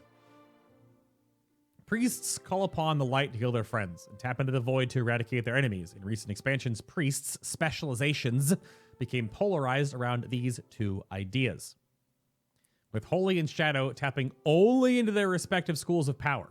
In Shadowlands, we want to move back to the world where even though a Holy Priest excels in the connection to the light, they are still able to harness some Shadow magic to deal with their foes. And likewise, even though Shadow Priests focus on harnessing void energies, they are still able to draw on the light to protect themselves. Sure. Empowered Divine Storm was a 2-piece, 4-piece Siege of Orgrimmar plus Divine Purpose. Okay, there it is. General changes is that Mind Blast, Mind Soothe. Is Mind Soothe going to be... Really? Is Mind Soothe going to be the aggro radius reduction? Or is it going to be the Berserk or yeah, Berserk like Trank Shot? What? Power Infusion, Shadow Word Death, and Shadow Word Pain are available for all priests to use regardless of their active specializations. Additionally, Power Infusion can now be cast on allies. Again, these kind of things scare me. Power Infusion to a lesser extent-ish, but it's still going to be the whole thing of mine.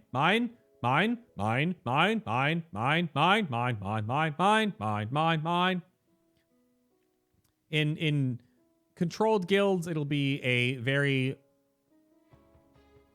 forward thing. Additionally, most of the time, Power Infusion will probably be cast on the priest as a personal cooldown, most likely, unless a situation calls for someone else in whatever situation to blast. Also, Ramen Hat, thank you for the Twitch Pro. PI is only for the priest. See?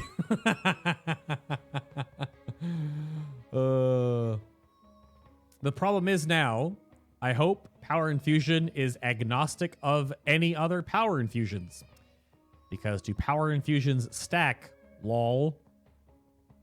Hopefully not. If you have one Power Infusion, a second, third, fourth, or seventh Power Infusion will not stack. Because, yeah. Yeah, it didn't used to, so hopefully, sure. Sure. Yeah. Hopefully not. So everything else is fine. Power Infusion worries me. But we'll see. Disciplined priests are masters of balance in the forces of light and shadow, and the changes in Shadowlands cover both ends of the spectrum. Light's Caress, a talent, is a new ability that is the most powerful disciplines that light of the light can use. Most powerful disciples of the light can use. I've read a lot of stuff. Get a little tongue-tied. Enabling disciplined priests to heal their allies by blessing them with Power Word Barrier and healing them again if they're still under the barrier when it expires.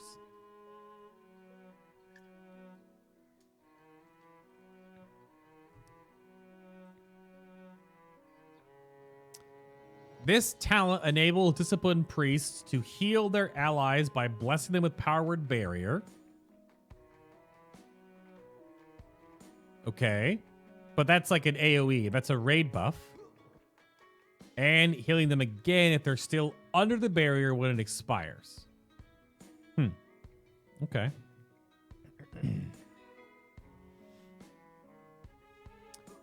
All right. Disciplined priests who dare lean into darker magics can learn Shadow Covenant. They already have it in the game right now. This reimagined talent instantly heals a chosen hero and 4 other injured allies within a small area, and moderately increasing the within a small area and moderately increasing the damage the priest deals for a short period of time, during which they cannot cast any holy spells.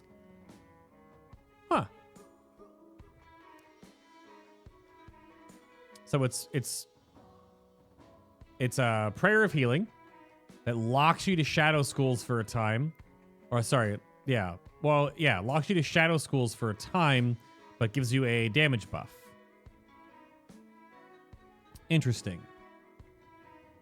You'd have to layer that with having your atonements out also, because you can obviously use Mind Blast, Shadow Word Death, reapply Pain, etc.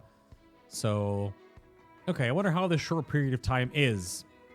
And new to Discipline and Shadow Priest, or new to Discipline and Shadowlands, Mind Blast will provide a powerful burst of damage and atonement healing along with an absorption shield for a significant mana cost. Wait. Along with an absorption shield for a significant mana cost. Is that an absorption shield on themselves or everyone that gets atonement healed, I guess? Yeah, it depends on how much it costs, because Discipline can definitely yeet their mana off a cliff. So, what's up, Ramen? You resettled because quarantine is driving me nuts. You were only 442 eye level before you quit. Is 8.3 worth playing until Shadowlands comes out? I mean, there's stuff to do right now, depending on what you want to do. There's an XP event right now where you can get double XP. So you can level up your allied races or your ults in preparation for the expansion if you'd like, really easily. There's stuff you can do. AP is like a non-thing. The essence catch up if you play your main to make sure you have the essences unlocked, and then you can just play your ults and do basically anything you want. You earn a new currency where you can buy tier 3 essences you've unlocked on your main character from Mother. So essence catch up is huge. You can buy like 3, 4, 5, 6, 8, 12 a week if you play a lot. Disc uses mana? I mean, yeah. Is this one going to give shields instead of heals for atonement? It's just Mind Blast itself. Yeah, it just says Mind Blast. Holy Priests.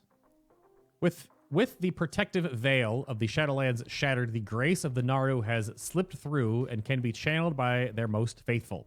Circle of Healing is now baseline for all Holy Priests, freeing them up to master a new talent in its stead. First off, Prayer Circle, pause. Circle of Healing, baseline. We get some okay hands in the chat. It's final left, or no. It's one of my emotes. There's 2 of them. That one. Circle of Healing baseline, sure. Why not? Prayer Circle empowers Circle of Healing, reducing the cast time of Prayer of Healing moderately for a short period when cast. So Prayer Circle buffs COH, and then the cast time of POH goes down for a short period of time. So more AoE throughput. Wonder if renewal will be worth casting. Those are all numbers though, right? The whole like renew is a joke right now. It's a numbers thing.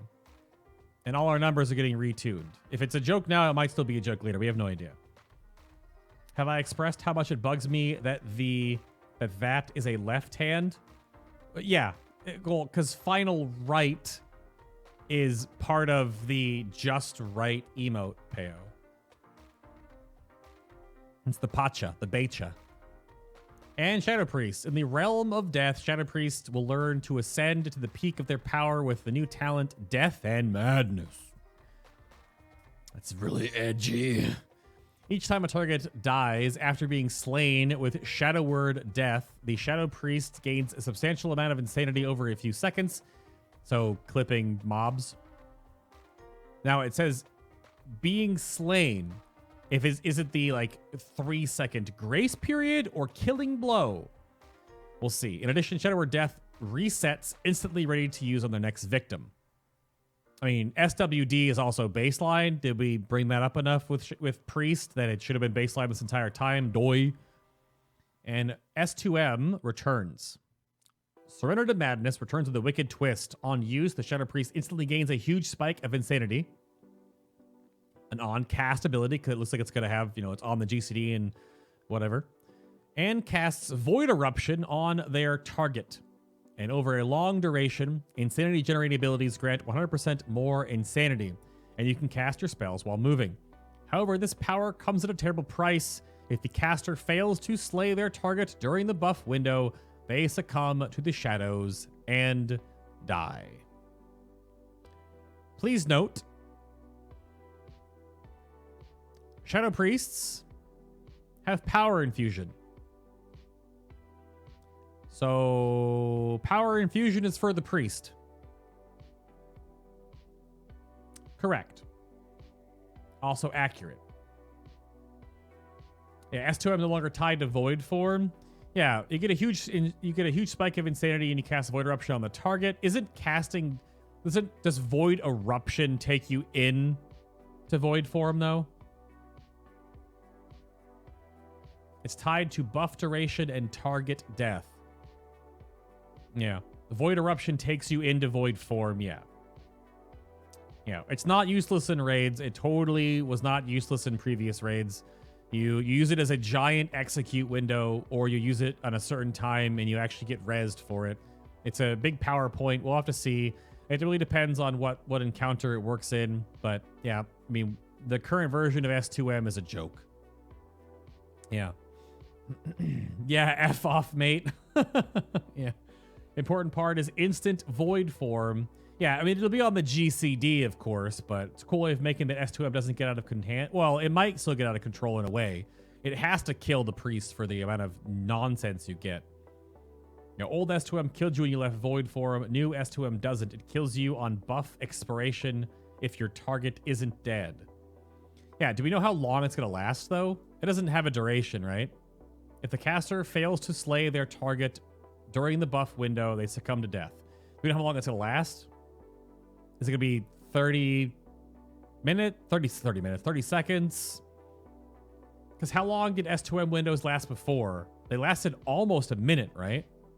Yeah, it'll be changed during beta. I'm just trying to wonder like what the old duration was. Because the duration that players could... 1 minute club was Pog. My assumption is 1 minute. Old S2M was 2:20 was max. Yikes. Tia Morello Alien, good night. That is, yeah. You could get over 2 minutes. 100 stack club, all the meme. Wonder if killing the ad during S2M during a boss fight will counter as the kill to keep S2M from killing the priest. Sure. So, like, what if you surrender to madness on Psychus, for example, and Psychus dies? The priest doesn't die. You get to use S2M again. It might have a 5-minute cooldown, though. Isn't it a 5-minute freaking cooldown or something ridiculous? So it might have some gameplay.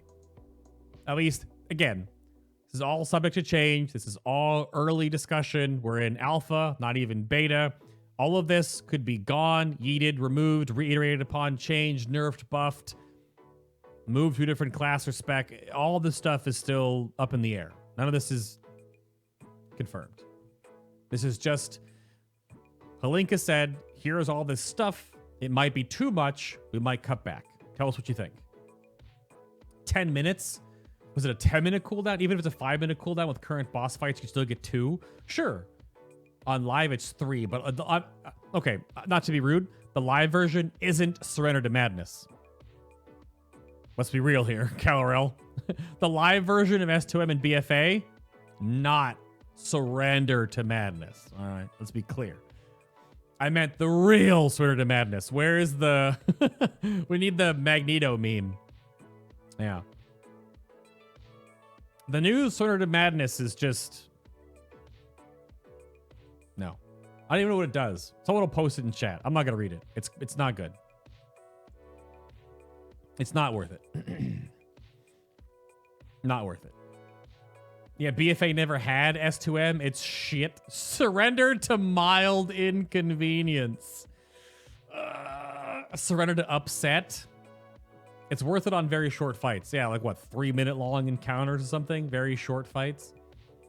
So, yeah. Emelson and I totally called every Brewmaster Monk change on your show.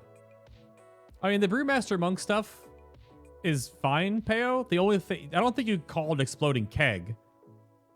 I'm scared of the Exploding Keg coming back because if it allows you to debuff and blind dodge core boss abilities, we'll see. Surrender to one pump chump. Yikes. All right, Rogue.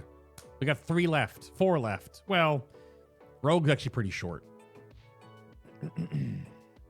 Shaman is coming up. This is all in order, and all this will be on YouTube tomorrow. It's going to be a very long video, obviously. It's like a one-man podcast, you know, talking, discussion. Hopefully it's entertaining and educational or some way. It's mostly all of my initial feedback and thoughts. I've been doing all this testing since Panda into Warlords, Warlords into Legion, Legion into BFA, and now BFA into Shadowlands. I just know a lot of stuff about this game. So hopefully I'm regurgitating thoughts and feelings about the ebb and flow. Only 2 things so far have come up, potentially 3 that are like, don't let this go live.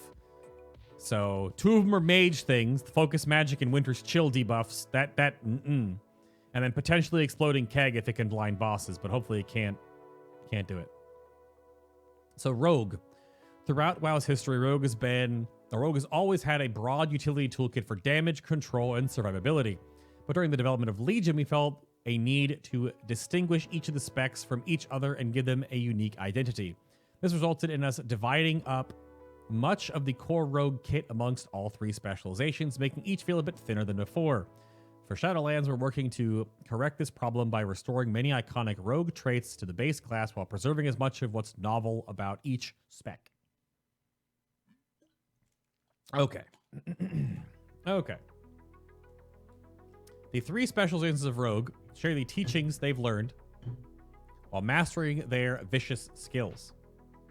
Assassinations teach the basics of poisons, allowing Subtlety and Outlaw to once again coat their blades with instant, crippling, and numbing poisons. So I guess Deadly, you'll still say Assassination, but you'll still have instant crippling or instant numbing for the other 2 Rogue specs. The lost art of a well-placed shiv in the target's side, allowing a concentrated version of a poison to infect the target for a short duration. So shiv is back, but that's a concentrated version of the offhand poison. Will that, in a weird way, make double instant a thing? I can't imagine. Because double instant doesn't necessarily, I don't know, maybe? I don't know. We'll see. Pickpocket will frequently uncover new ingredients that can be mixed into their crimson vial, augmenting its power the next time the rogue drinks it. That'll be weird for like open world stuff and dungeons. That'll have very limited use in raids because you only have one use of the empowered Crimson Vial. But that's flavorful as hell. Gotta reset the boss. Rogue needs to pickpocket for survivability. Yikes. I am not in the 2-hand enhancement camp. Not a thing. I am not a thing. Not a supporter of it. I don't care if it came back. I just don't really think it needs to be a thing. And let's see, Assassination Rogues continue their mastery of poisons with the return of Shiv, as it said, providing a moment of increased nature damage on the victim, mirroring the gameplay of Toxic Blade, previously a talent. Their poisons will be stronger and apply to their blades faster than other rogues, or apply to their blades faster.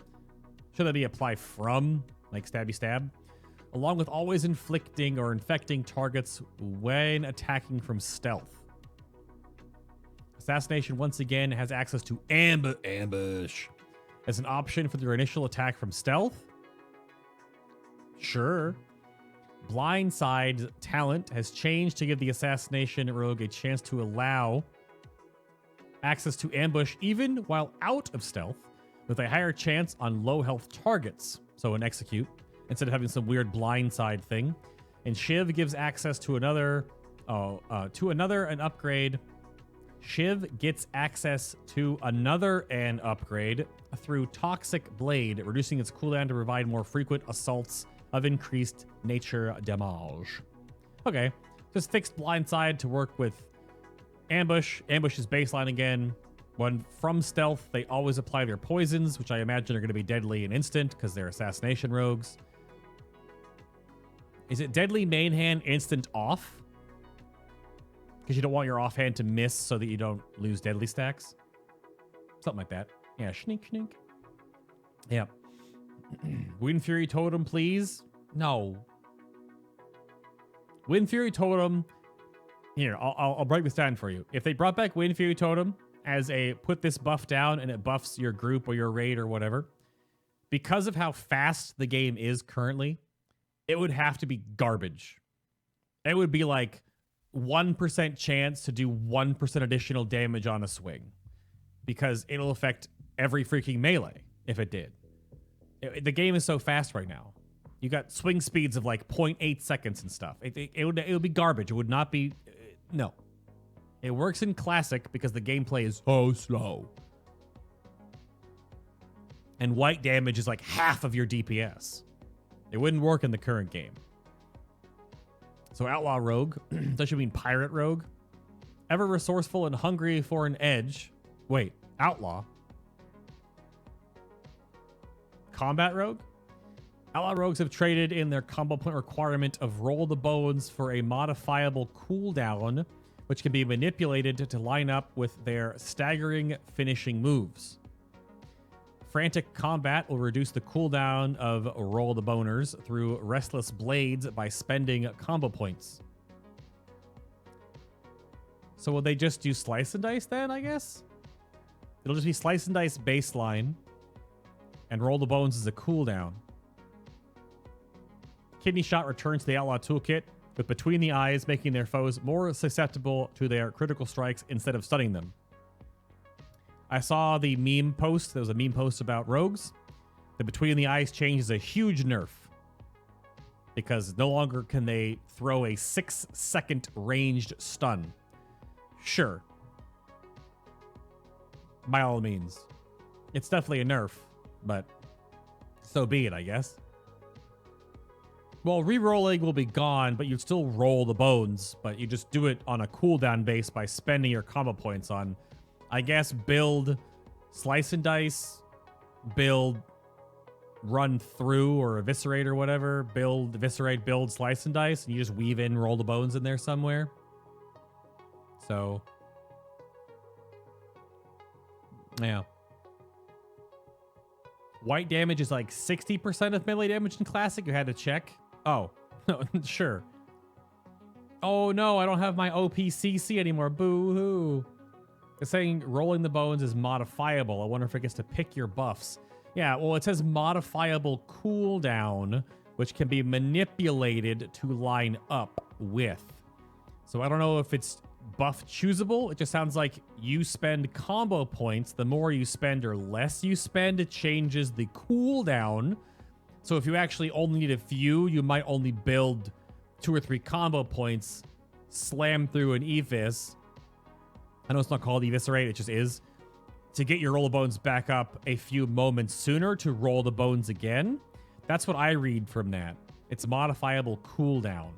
So you're not wasting CDR by spending, 6 combo points when it's up in 2 GCDs, but you want it on the next global because of something happening. So there's a little bit of wiggle room there. So like all combo points go into Evis and you just press bones on cooldown. I imagine a guaranteed 5 roll on cooldown. I don't know. If it's a long cooldown, I don't know. That's something we'll have to find out in the more extensive testing that I do. An evasion returns to the Outlaw as defensive ability, with Riposte becoming an upgradable talent option. Retractable blades, hook. The talent now also increases the speed of the rogue's grappling hook, giving them to where they need to be faster than ever. So retractable hook now doesn't... What does it do currently? It's like a cooldown reduction or something? Or is it a sprint after you hook? So now it just makes the hook's animation and movement faster. Because there is a definite deliberate travel time. It's CD reduction, yeah? Okay. So I wonder if it'll still have the cooldown reduction now. It says also increases the speed. So I imagine it's the cooldown reduction and the yeet faster. Yeah. Okay, that's fine. I mean, they killed Between the Eyes as your range stun gap closer kind of ability. So I guess this kind of gives you an option with retractable hook. And it also is a thing to help you in raid environments, because you could like buffer your retractable hook to move, but you'll still get totally slapped by a void zone or a smash or some ability.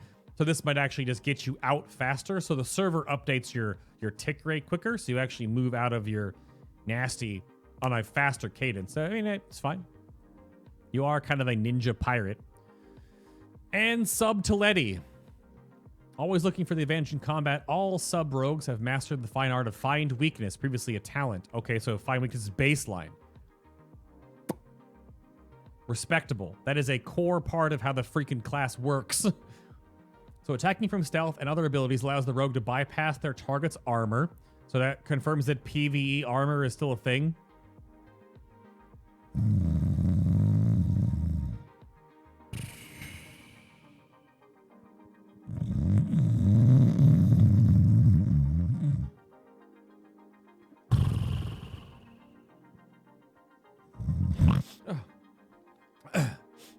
Sorry, what happened? Where are we? Sorry, I'm a huge proponent of, I think hidden PvE armor on mobs is stupid, but whatever. You would make a great ASMR streamer? Oh yeah, just snoring into the mic. Oh no. Please, Adam, you don't snore like that. Wow, James. Wow. So, okay. So, blah, blah, blah. Where is it? Allows rogues' abilities to bypass target's armor from stealth, but also causes additional shadow damage when they are struck by an eviscerate. So shadow dancing with eviscerates will bring the shadow damage in there. So I'm assuming potentially your stupid shadow damage weirdness is gone. But find weakness can also mark a large number of targets when needed to set up for their new area of effect finisher called Shadow Vault, which also assaults targets with their find weakness for additional shadow damage. So there's a new AoE finisher, which sounds like you would use it from stealth, which also puts find weakness on things, which then you would follow up with, I guess, Shuriken Storm? If that's still a thing? Shadow Dance gains the power of Dark Shadow, previously a talent. Baseline, increasing all damage active. I mean, sure. I guess just being in Shadow Dance just is a damage amp, because it's a freaking rotational cooldown. At the cost of less frequent dancing. Sure. One would argue that the complicated, multiplicative, numerical stacking instances of I gotta hit this, but then hit that, but then I gotta hit this right before this happens, and then hit that, and then dance, and then do this right in the dance, like, and it happened too frequently. So Shadow Dance is going to be a longer cooldown, but stronger when you do it. What's the cooldown of dance charges right now? Like, is it 15 or 20 seconds or something? So if they slow that down a little bit, you have a little more breathing room to dance properly, I guess. It's 30 seconds, reduced by something. Okay. So Volt will most likely resemble DFA from Legion. I guess so. It mostly just, I guess it would do damage, but then find weakness to all the things in the area. Yeah. Long cooldown, but resets on finishers. So we'll see how that works out. Rupture returns as subtleties damage over time bleed finishing move instead of the shadowy Night Blade. Sure. Thematic, fine. However, they still have access to movement speed reduction and healing reduction through wound and crippling poisons. Okay. Yeah, it's just duh. I mean, sure. That all sounds fine. Yeah, that's good. Shadow Volt sounds a lot like Secret Technique, just spread evenly. Main event Shaman time. Oh.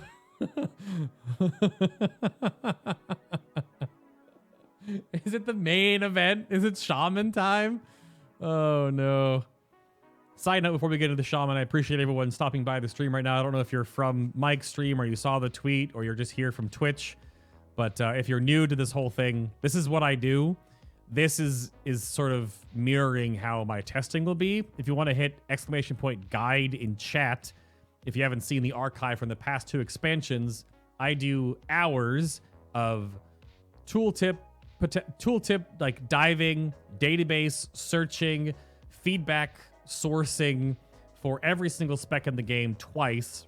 I really enjoy figuring stuff out, going through to make sure like what changed here, how does this work here, and obviously if this talent works or not, and providing the feedback, and then giving possible suggestions. And I never want to tell Blizzard what to do. It's their freaking game.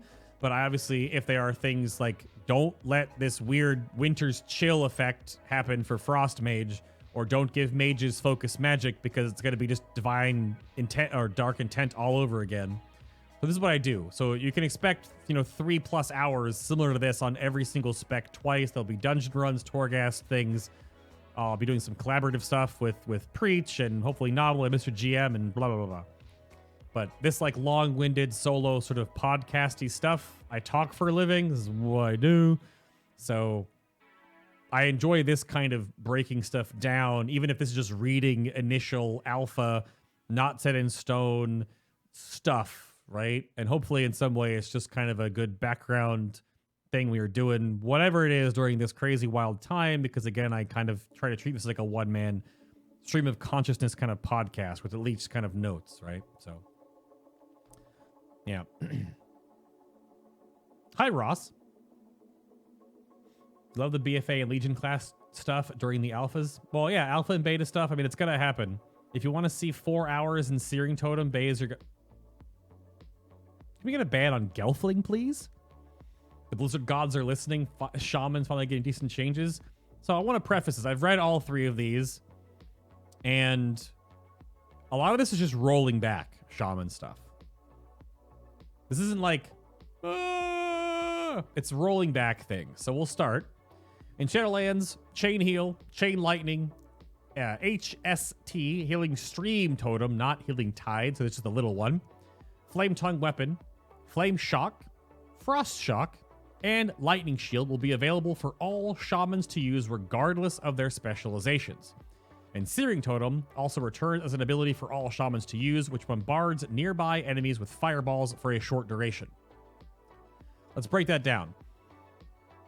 Utility has always been a problem with anyone arguing about, who brings what, and there's like 8 to 10 mandatory raid spots in Shadowlands right now based off current information in Mythic raiding, where you'd want all these classes or specs, and then you fill with the remaining 8 to 10 slots.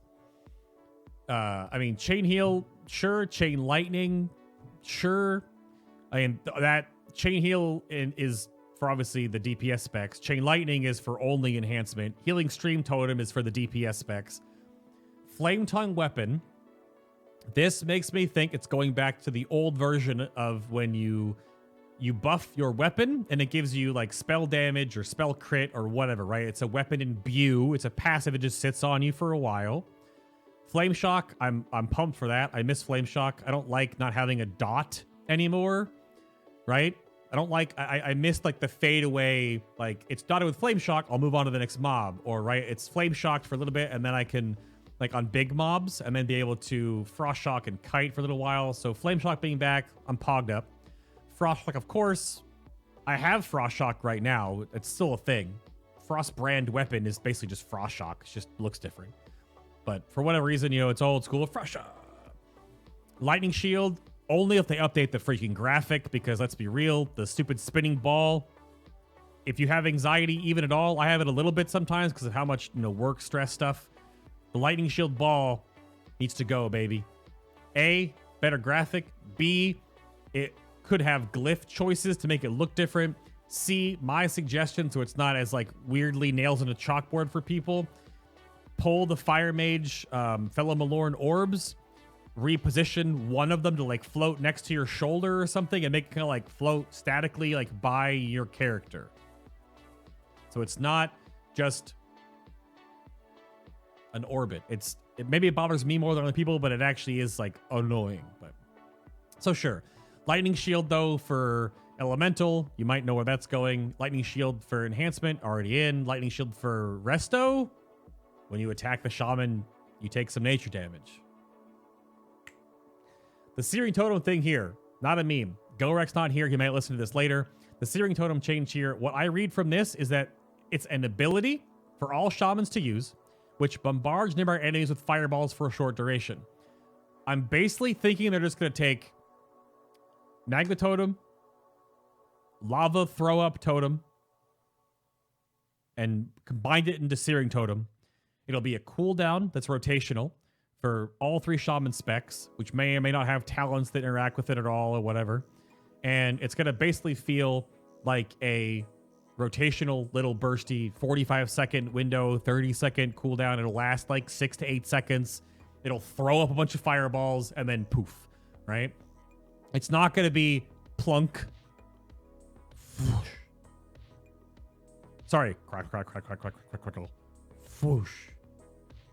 Crackle, crack, crack, crack, crack, crack, crack, crack. Foosh. It's not going to be that. Yeah. That's what it sounds like by reading that line. Because A, ability to use and bombards with fireballs for a short duration. So it's just like a rotational button. So yeah. All memes aside, Golrick is still here. I think having Searing Totem back while not having to renew it every minute or two and being able to interact with it in a meaningful way as a cooldown is fine. Other than that, I'm mostly fine with the other changes, Shaman. PS, new Lightning Shield visual animation would be awesome. Yeah. Lightning Shield that looks similar to the Mage shields, but lightning effects. Ooh. It's not going to be an imp. Yeah, it sounds like it will not be an imp, which that's what I was super scared about when I saw it on the big Halinka board at BlizzCon when it just said like Searing Totem. I went, oh, please. My brain. So, yeah. Yeah. All right. So this is for both elemental and enhancement. Spoiler alert. The Maelstrom resource and the accompanying bar, gone. So no more Maelstrom. Poof, gone. Returning to Elemental Shaman to their new former cooldown management style. So, you know, different things have different cooldowns. Shocks probably have different cooldowns now. Maybe they're desynced cooldowns, or we'll have to see about how shocks work. When we added the Maelstrom to Shaman in Legion, which was mostly fine in Legion, we wanted it to improve affordance around the use of Earth Shock and Earthquake in their rotation. But the addition of resources... the addition of the resource had the knock-on side effect of converting the spec into one with builder and spender abilities, which comes with a certain built-in expectation on the payoff of its spenders.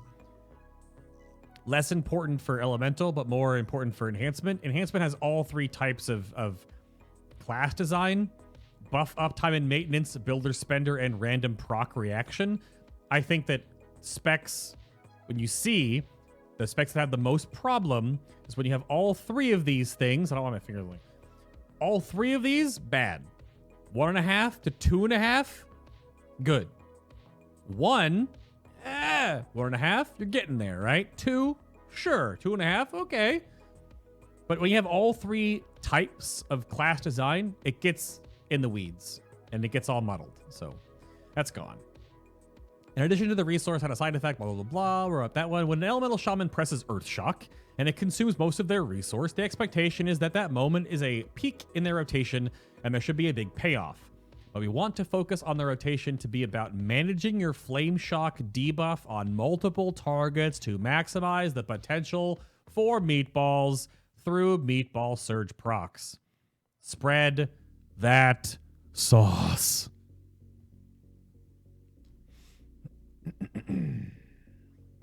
Yeah.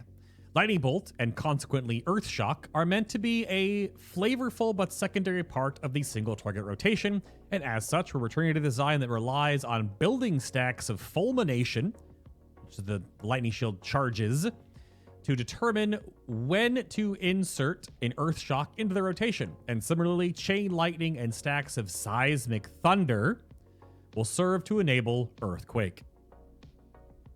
Now, but we don't know what they're going to do to Lava Surge. Lava Surge could see a improved proc chance. But that makes me think, managing your Flame Shock debuff on multiple targets to maximize the potential, it still could stay at the 6-second cooldown, because you could still get up to 3 targets with sauce on them. But I wonder, maybe if they alleviate the cooldown on Flame Shock to like 4 seconds, so you can do 4 targets to get a little bit more sauce in there. We'll see. We'll see what they want to do. Because they know they don't want you to just like Flame Shock, Flame Shock, Flame Shock, Flame Shock, Flame Shock, Flame Shock, Flame Shock, Flame Shock, Flame Shock, lol. And they're like meatball. They don't want that, right? They don't want the meatball cannon. So we'll see what the cooldown on that is. So they're returning to... so Lightning Bolt builds up Fulmination to build you Earth Shocks. Chain Lightning builds up Seismic Thunder, which gives you Earthquakes. Other than that, get that sauce on there, throw them meatballs. Echoing Shock is a new talent that blasts a target for significant damage and makes so the shaman's next healing or damage dealing spell casts a second time shortly after without costing additional resources. Echoing Shock seems like a rotational forced overload, but for a heal. No idea what the cooldown's going to be, but that also means that does that interact with Overload? How is Overload changed? Is Overload scaling going to be changed to be half damage, 75 full damage, lower proc chance? We don't know how that's going to change, right? Are they still going to have their 2.5 times crit buff?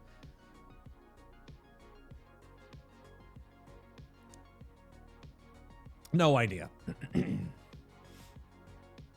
Debated. Once Restoration Shamans step into the realm of the ancestral spirits, they will find new ways to tap into elements powers. Reading. Earth Shield is now usable by all Restoration Shamans without needing to select it as a talent. Earth Shield's back, baby. I wonder if it's going to keep the whole, like, the target of your Earth Shield you heal for more, or if it'll just be just, like, the flying turd circle. And Surge of Earth is a new talent that expends a few charges of Earth Shield on your target to significantly heal the current Earth Shield target and several nearby members. So this is basically just giving... I don't know if it's a cast time. It might be an instant. If it's an instant, this gives Restoration Shaman a tank heal that also sort of shatters off AoE healing.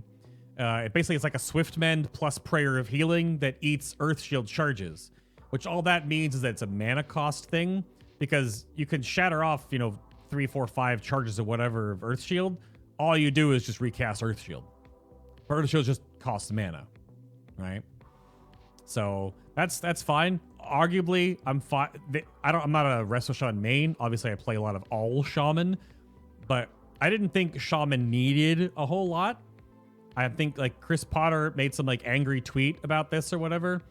But Resto Shaman has been arguably one of the most solid and most ridiculously toolkitted healers in the entire game. And they're getting back the Flame Tongue weapon imbue, which might make them just passively stronger from both the damage and healing perspective. They're getting Flame Shock to stay with the damage buff, right? And they're going to have Searing Totem, which will be like a rotational extra DPS cooldown, and they have a problem with doing damage because Resto Shamans have a problem doing damage. So there's still a lot of stuff there. They don't need a whole lot more, I thought. They've been one of like the strongest kitted healers for a long time.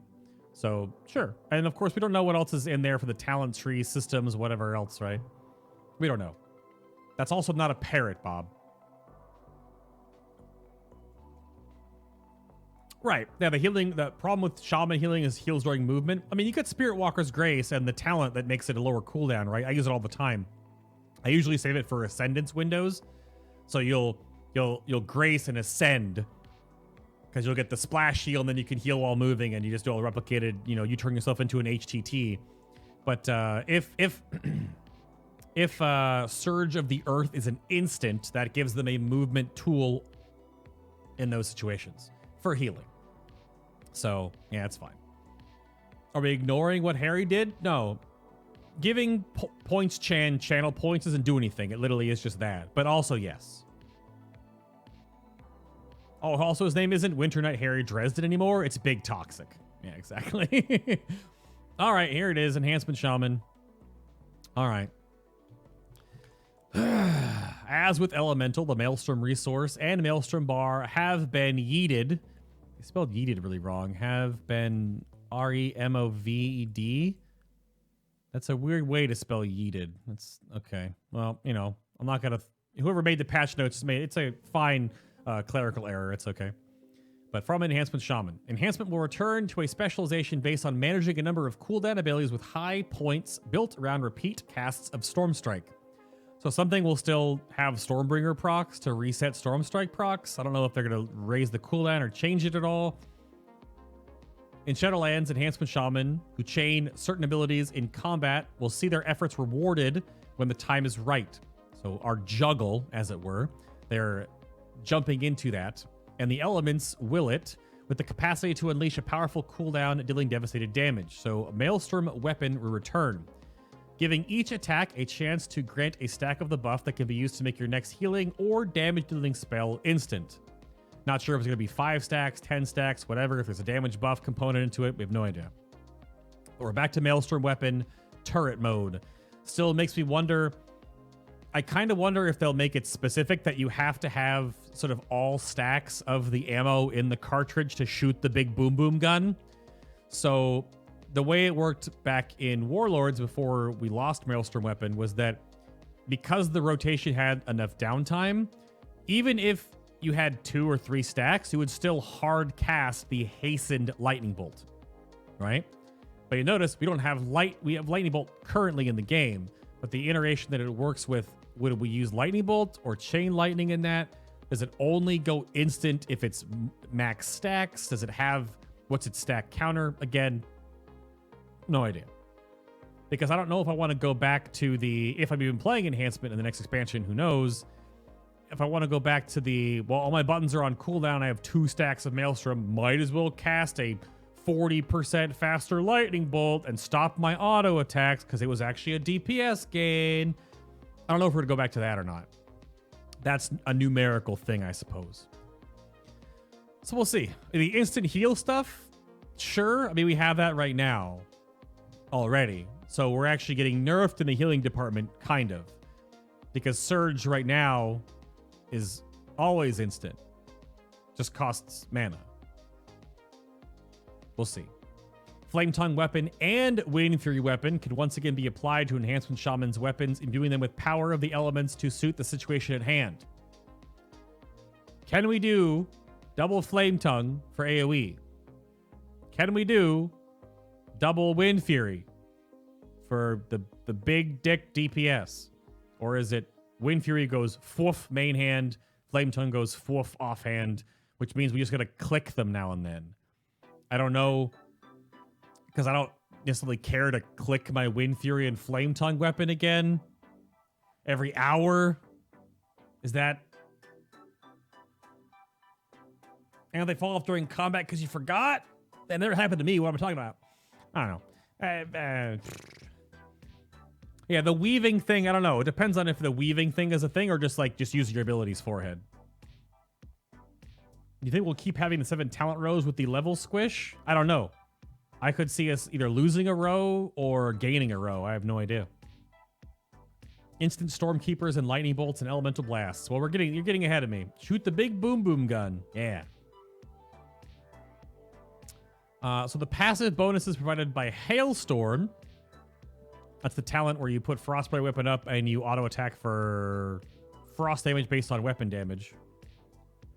Since Flame Tongue auto attacks deal fire damage based off your AP or spell damage in that case. So Hailstorm's been redesigned so it resets the cooldown of Flame Shock and Frost Shock when a Shaman uses Storm Strike.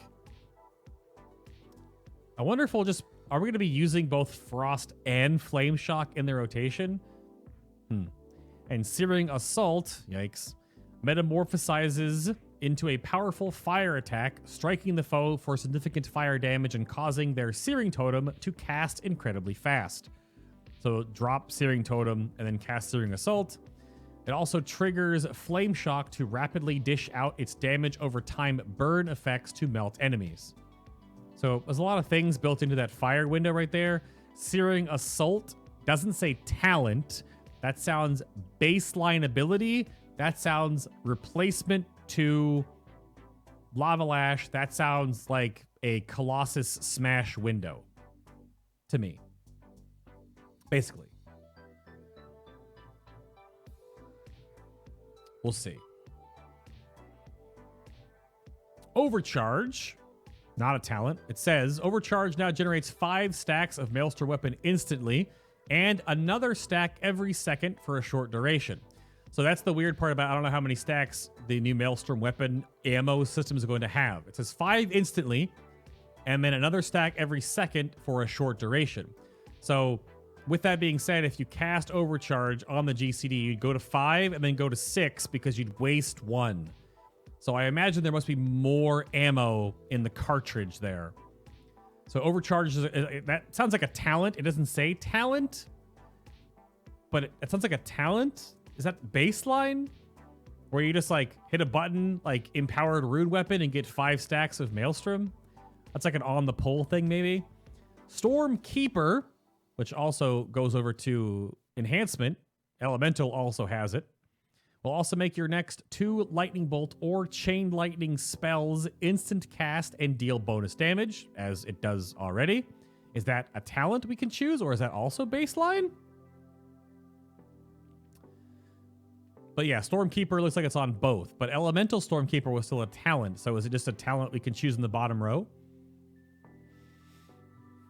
I don't know. It also benefits from Maelstrom Weapon, lowering Stormkeeper's cast time so the Enhancement Shaman can chain powerful abilities together to pummel down foes quickly. That's all just flavor. But, so Stormkeeper benefits from Maelstrom Weapon. But, lowering Stormkeeper's cast time. So if you have Maelstrom Weapon, you can cast Stormkeeper instantly to cast 2 lightning bolts or chain lightnings instantly. Elemental Blast returns the talent option. If you don't know about this, Elemental Blast, when it was a talent for enhancement, had a hidden minus 50% damage modifier in the game's code behind the scenes. We never took it, obviously, because it did crap damage.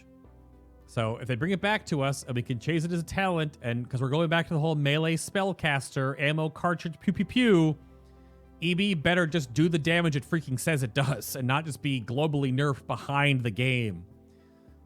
So giving this melee focus spec access to the powerful spell to destroy foes from a distance. I'm imagining it'll still have the cast time or be able to be fired off. It also benefits from Maelstrom Weapon's effect, which can reduce its cast time and even cause it to become instant. That's 5 stacks. So I just wonder. I really wonder if they're gonna lock the Maelstrom Weapon thing, because it scares me thinking that if the ammo system is still 20% spell haste per stack, we're still going to go back to weaving spells and breaking our auto attack. Or if you can only instant cast at 5. And you can go up to 10. So it means you can store 10 and then fire off 2 instant spells. Or go to 5 and weave. Don't know. Overall, I mean, it's fine. Again, I don't know where'd Lavalash go. Is Ascendance baseline? Is Stormbringer still a thing? Is Crash Lightning still a thing? What's our AoE going to be if we have Burst AoE with Chain Lightning Stormkeeper? Is Stormkeeper a talent? Is Overcharge a talent? Does both sound like they're baseline? But Elementals didn't say about their Stormkeeper going baseline. So, like, huge question marks. But overall, it seems pretty neat. I don't hate or, fall in love with the old caster style. Obviously, it was like that for the longest time. But, yeah. Those lightnings and chain overloads. Yeah, Stormkeeper is a 1.5 second cast or instant at 5, I imagine. Yeah. I think it'd be 10 stacks and 10% per stack due to the overcharge thing. Well, I don't know. Maybe. We'll have to wait and see. 10 stacks, depending on how fast you gain stacks, will be interesting. You think Overcharge will be removed, otherwise it would be mandatory with Stormkeeper? I mean, it depends on where it lines up, and those both sound like they're core abilities and not baseline. Oh, I also think, Ascendance should turn back to Rad Blast for sure. I've been reading every single class in order, Chaos. We're at the last 2. If you missed any part of this, of course, it'll all be on YouTube tomorrow. It's a very long video. When designing Warlocks for Shadowlands, we had a few core goals. As part of our effort to distinguish classes as a whole, we're bringing back curses to Warlocks that you can use as proactive situational tools. Satisfying to use in special cases, but not something they should feel obligated to use when fighting every enemy. It depends. how they work. Because, so it's Curse of Tongues, Recklessness, Weakness, and Doom. Not elements. The original thought when I read this was that are they just going to give Warlocks Mystic Touch or the freaking Chaos Brand? But it looks like that's not. Because Curse of Tongues was a cast time or cast speed reduction. Curse of Recklessness was a armor reduction and a slow, was it? Or just an armor reduction? Or a damage taken, because armor reduction. Curse of Weakness was the reduced damage done by the target. And Curse of Doom obviously is the takes for damage, eventually it pops and potentially summons a Doom Guard. Sorry, well, yeah, cast time increase. Sorry. Yeah, it makes spells they cast takes longer. Added cast time. Yeah. Not a reduction. Recklessness prevented mobs from running away. Is that what it was? And where else are we at? Abilities like Demonic Circle offer unique ways to interact with the world and combat spaces. So is Demonic Circle baseline then? That's what I read from that.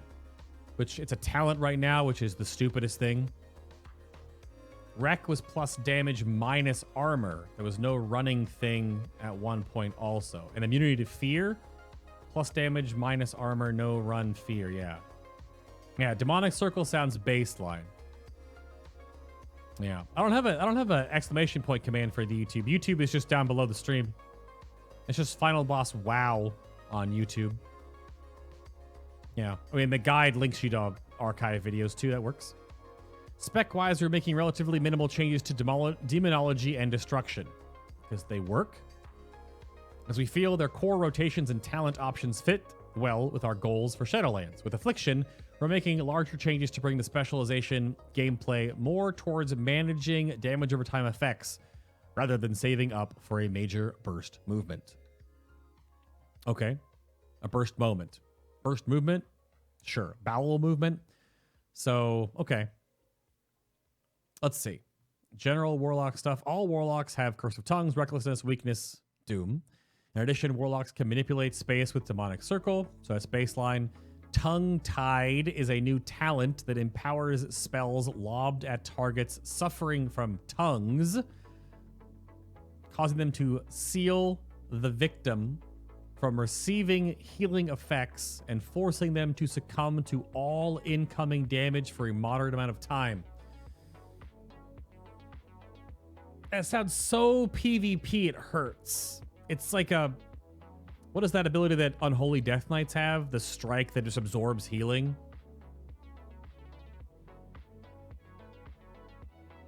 That's almost the same thing.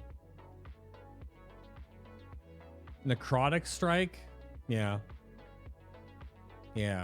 So it just sounds like that. If you tongue-tied and you blast a target that you put Curse of Tongues on, they cannot receive healing effects for a short duration. So that's what it sounds like. It's basically a healing absorb, but it's like a healing stopper. I mean, it's obviously an anti-healer thing. Because Warlocks need more things to, anti-healers.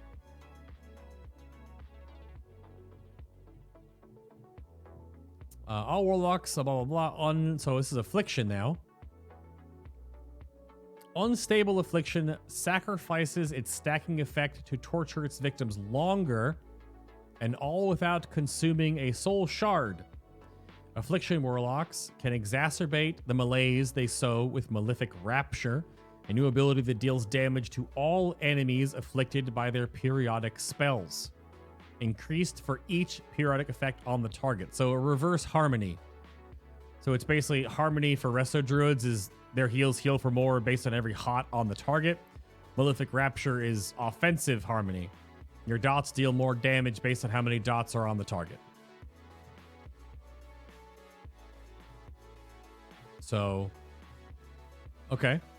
New talents will be available for Affliction Warlocks to more effectively drain away the life from their victims. So the seeds will now embed 2 additional seeds into nearby enemies, which, combined with the new Malefic Rupture ability, can make for explosive results.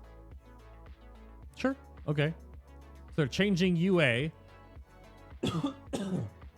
How do you keep up Agony, Corruption, Unstable Affliction, and possibly Siphon Life? Now you have to keep them up? Sure. Well, that's a talent, right?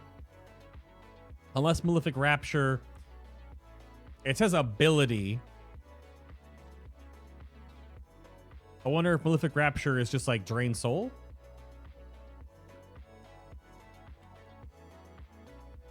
Oh, Malefic Rupture and Malefic Rapture. They're two different things. Hopefully not a typo. Might be a typo. Problem with Affliction is the same. Oh, it's still the same for 5 bans. If you take out the overtime portion, then dots are worthless. Affliction always do great on bosses and big fortified mobs. Probably a typo, I imagine. Probably like Malefic Grasp. Yeah, two different things. They just want it. No. Nope, not two different things. Just what it says now. Okay. We'll see. Demonology, Dark Pact. This is what I saw Terran make a giant wall of emotes about in Discord. So Dark Pact now will scale with spell power to absorb more damage than ever before. Okay. That's just your ability to... It's your survivability cooldown. Demonology Warlocks will also discover that the Dark Fury talent has a new effect. In addition to the cooldown reduction it provides, it empowers Shadow Fury by increasing its AoE affected area, and the spell crashes down. Oh, as the spell crashes on the battlefield. So, okay. I mean, Demonology gets extra mitigation and a bigger AoE stun. Okay.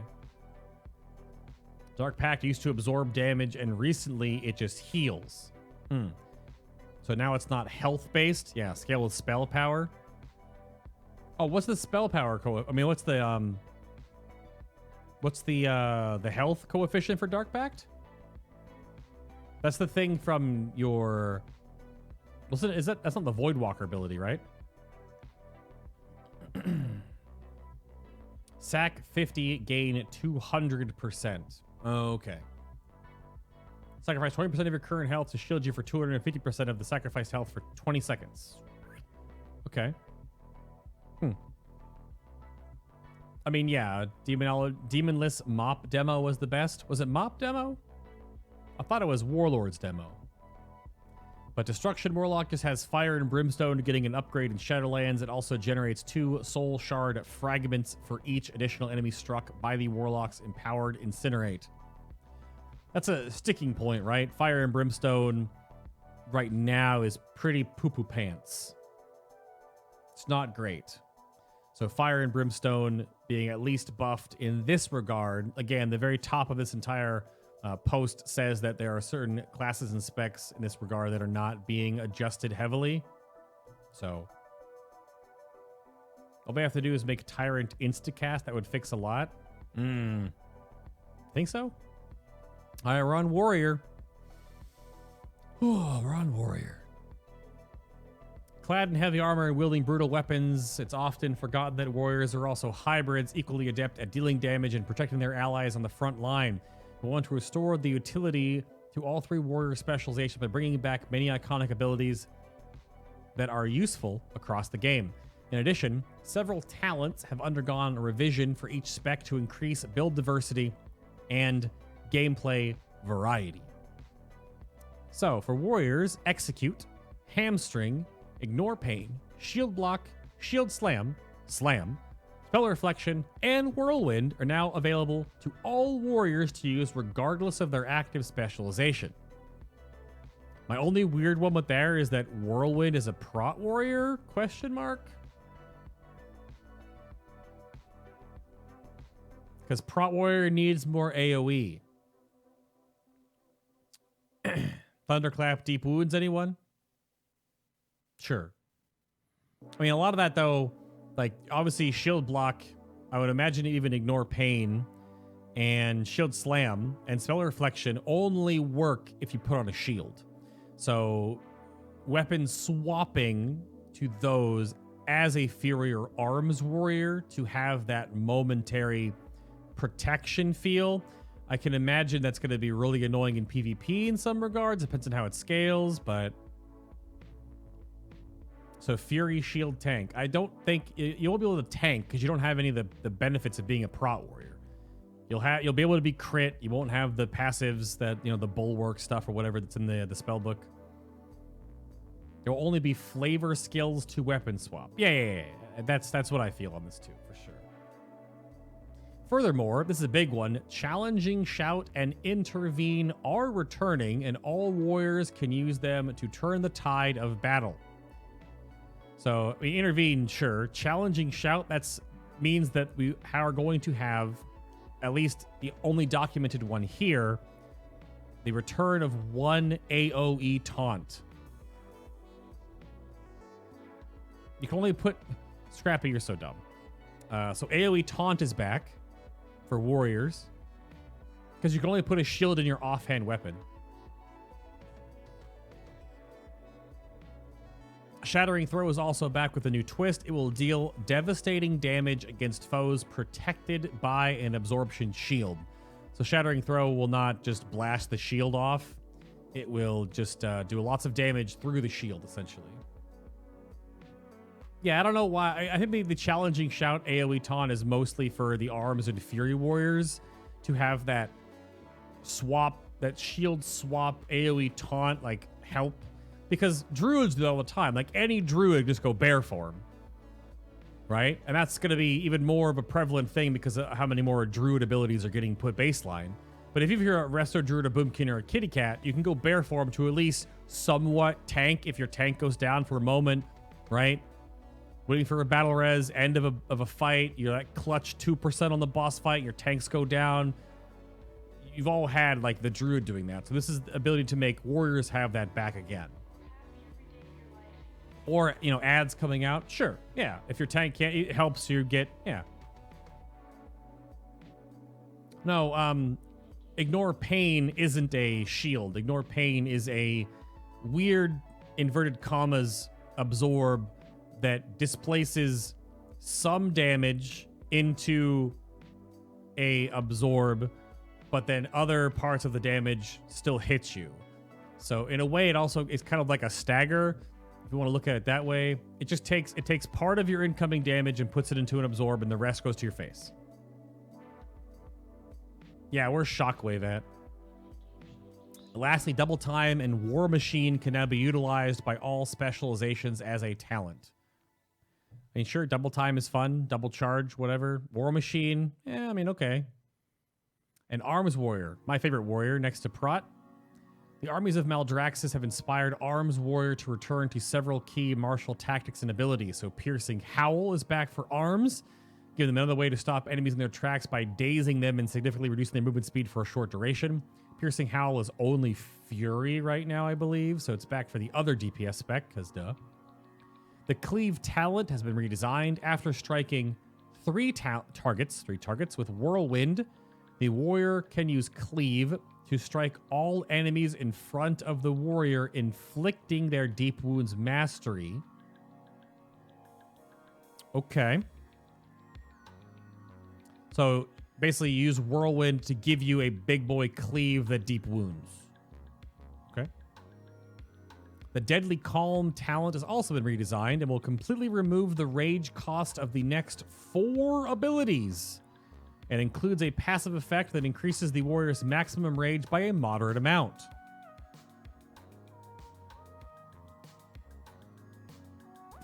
Huh. Well, Cleave looks like it basically, that's very similar to like the meat grinder effect on Fury Warrior, where you do is it the Whirlwind that buffs your next Rampage to AoE, basically? Those kind of effects. It's the same kind of effect, right? It's Whirlwind to make your next Cleave, if talented, hit everything in front of you and Deep Wound them. So it's kind of like that. To at least put some parity in how they do things, but obviously with different abilities. Dreadnought now takes on the Seismic Wave Azerite trait, empowering Overpower to deal damage to enemies in a line. And when Overpower hits 2 targets with sweeping strikes, Dreadnought causes 2 devastating seismic waves. Neat. Sure.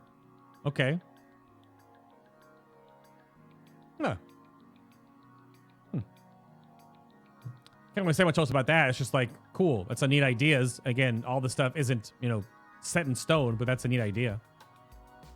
Fury Warrior will find themselves at home in the Shadowlands and be able to perform feats in battle that were previously unfathomable. So Fervor of Battle is a new talent. But is it a new talent? Where the warrior loses themselves to the bloodthirst during Whirlwind and also slams their primary target and gains additional rage. Isn't that how the talent works now? Is the gain additional rage the new?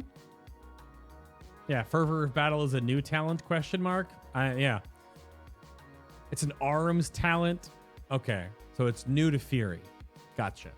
Warriors will also be able to learn Onslaught, in which an enraged warrior brutally attacks an enemy for a large amount of damage and generates some rage. Okay. Frothing Berserker has been reimagined. Now, when the warrior reaches 100 rage, they gain haste and movement speed for a few seconds. Wrecking Ball returns as a talent, which gives the warrior a moderate chance for the next Whirlwind to deal a devastating amount of damage. Proc-based random extra damage on an AoE. Fresh Meat will now cause Bloodthirst to also enrage you the first time you strike a target with Bloodthirst. Huh. That's a nice quality of life adjustment to that. So when you charge new targets and hit that Bloodthirst, you'll automatically enrage. Huh. AoE packs come out, something like that, so you can force the enrage before you start the AoE blender and then extend the enrage. Okay. There was no mention of single-minded fury, though, so I guess I have to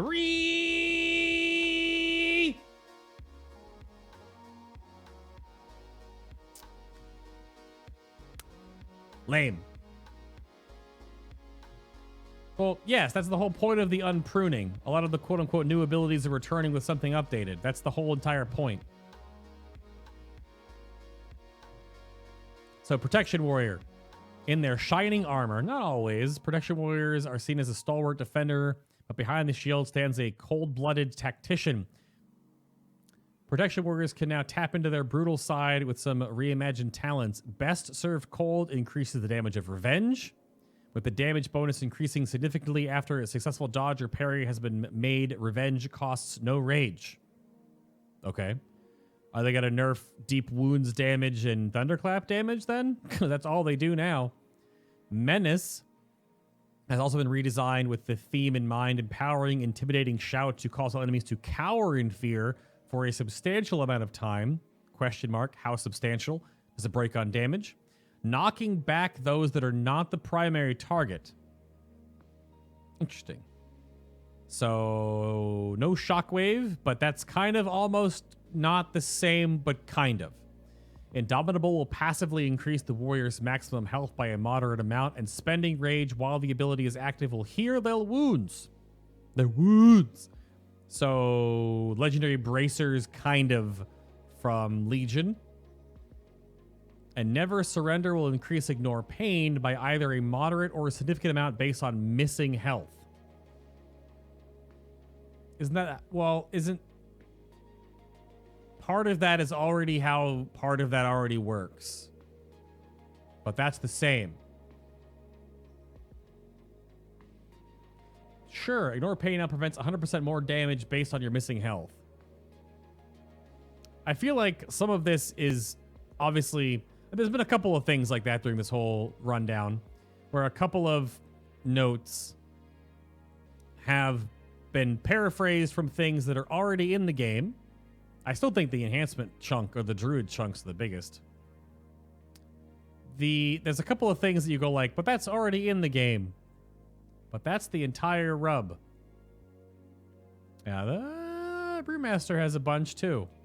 I don't even know why Brewmaster, I mean, not to be toxic, but just to be retrospective, Brewmaster needed all of this stuff. Brewmaster is already like the premier / best tank in the game for so many wacky reasons. And they actually just got a huge assortment of things. But at the closing of this, of course, if you want a more like just bullet-pointed view, The Wowhead summary is written like a patch note, so you can go through and read all of this if that is what better suits you. Of course, speaking about this all out loud, reading it all out, of course, does sort of change how some people absorb the information, because not everyone is a, you know, visual reading learner. Some people are auditory, so they like to hear about it and have the discussion come back afterwards. But I mean, this is there's a whole lot. Yeah, it says Searing Assault talent, Overcharge talent, Stormkeeper talent, Elemental Blast talent. Even though the actual read from the blues didn't say this, so I don't know. This is some assumption by Wowhead that they are talents. Usually the notes say talent in open and closed parentheses, but this just say talents on those. So you can get maybe a little bit more clarification here, although I'm not sure if all of these, the talents that say talents, maybe not be talents, they'd be baseline, but again, we don't know until we actually see spell books. Because we have no data mine information yet. Everything is just as it is. But you can go check out the Wowhead write-up, or of course the official post for the YouTube cut of this. If you made it the whole way through, of course, thank you for listening and or watching and following along. Hopefully this giant one-man podcast room of consciousness, a little bit of memes, a little bit of like real talk, a little bit of like worry. There's definitely 3 things in here that are a little bit, nah, that I don't think should go live. We'll see how the feedback rolls through. But we will see how the feedback rolls through. But that is that. Wowhead is 100% misleading for the unholy section. So see, I think part of it might be a little bit wonk. Part of it might be a little bit strange and not completely accurate. I'm not sure. But for the purposes of cutting this video, because already we're on long enough, I said, what did I say, like an hour or more for this? What time is it? Thank you very much for listening, hanging out here live if you did. I'll be right back if you're, of course, still here live, so I'll do the actual, wrap up here. But let me cut this madness for YouTube so I know where to lay this all out. So that's that. Lots of testing soon. 32 first passes, 12 dungeon runs, multiple dungeon runs run on stream if I can get groups for them all. 36 additional second passes, more dungeon runs to get me more of an information baseline for everything instead of just hitting target dummies. Torghast runs. We'll do some Exiles Reach. Lots of testing ahead. Yeah.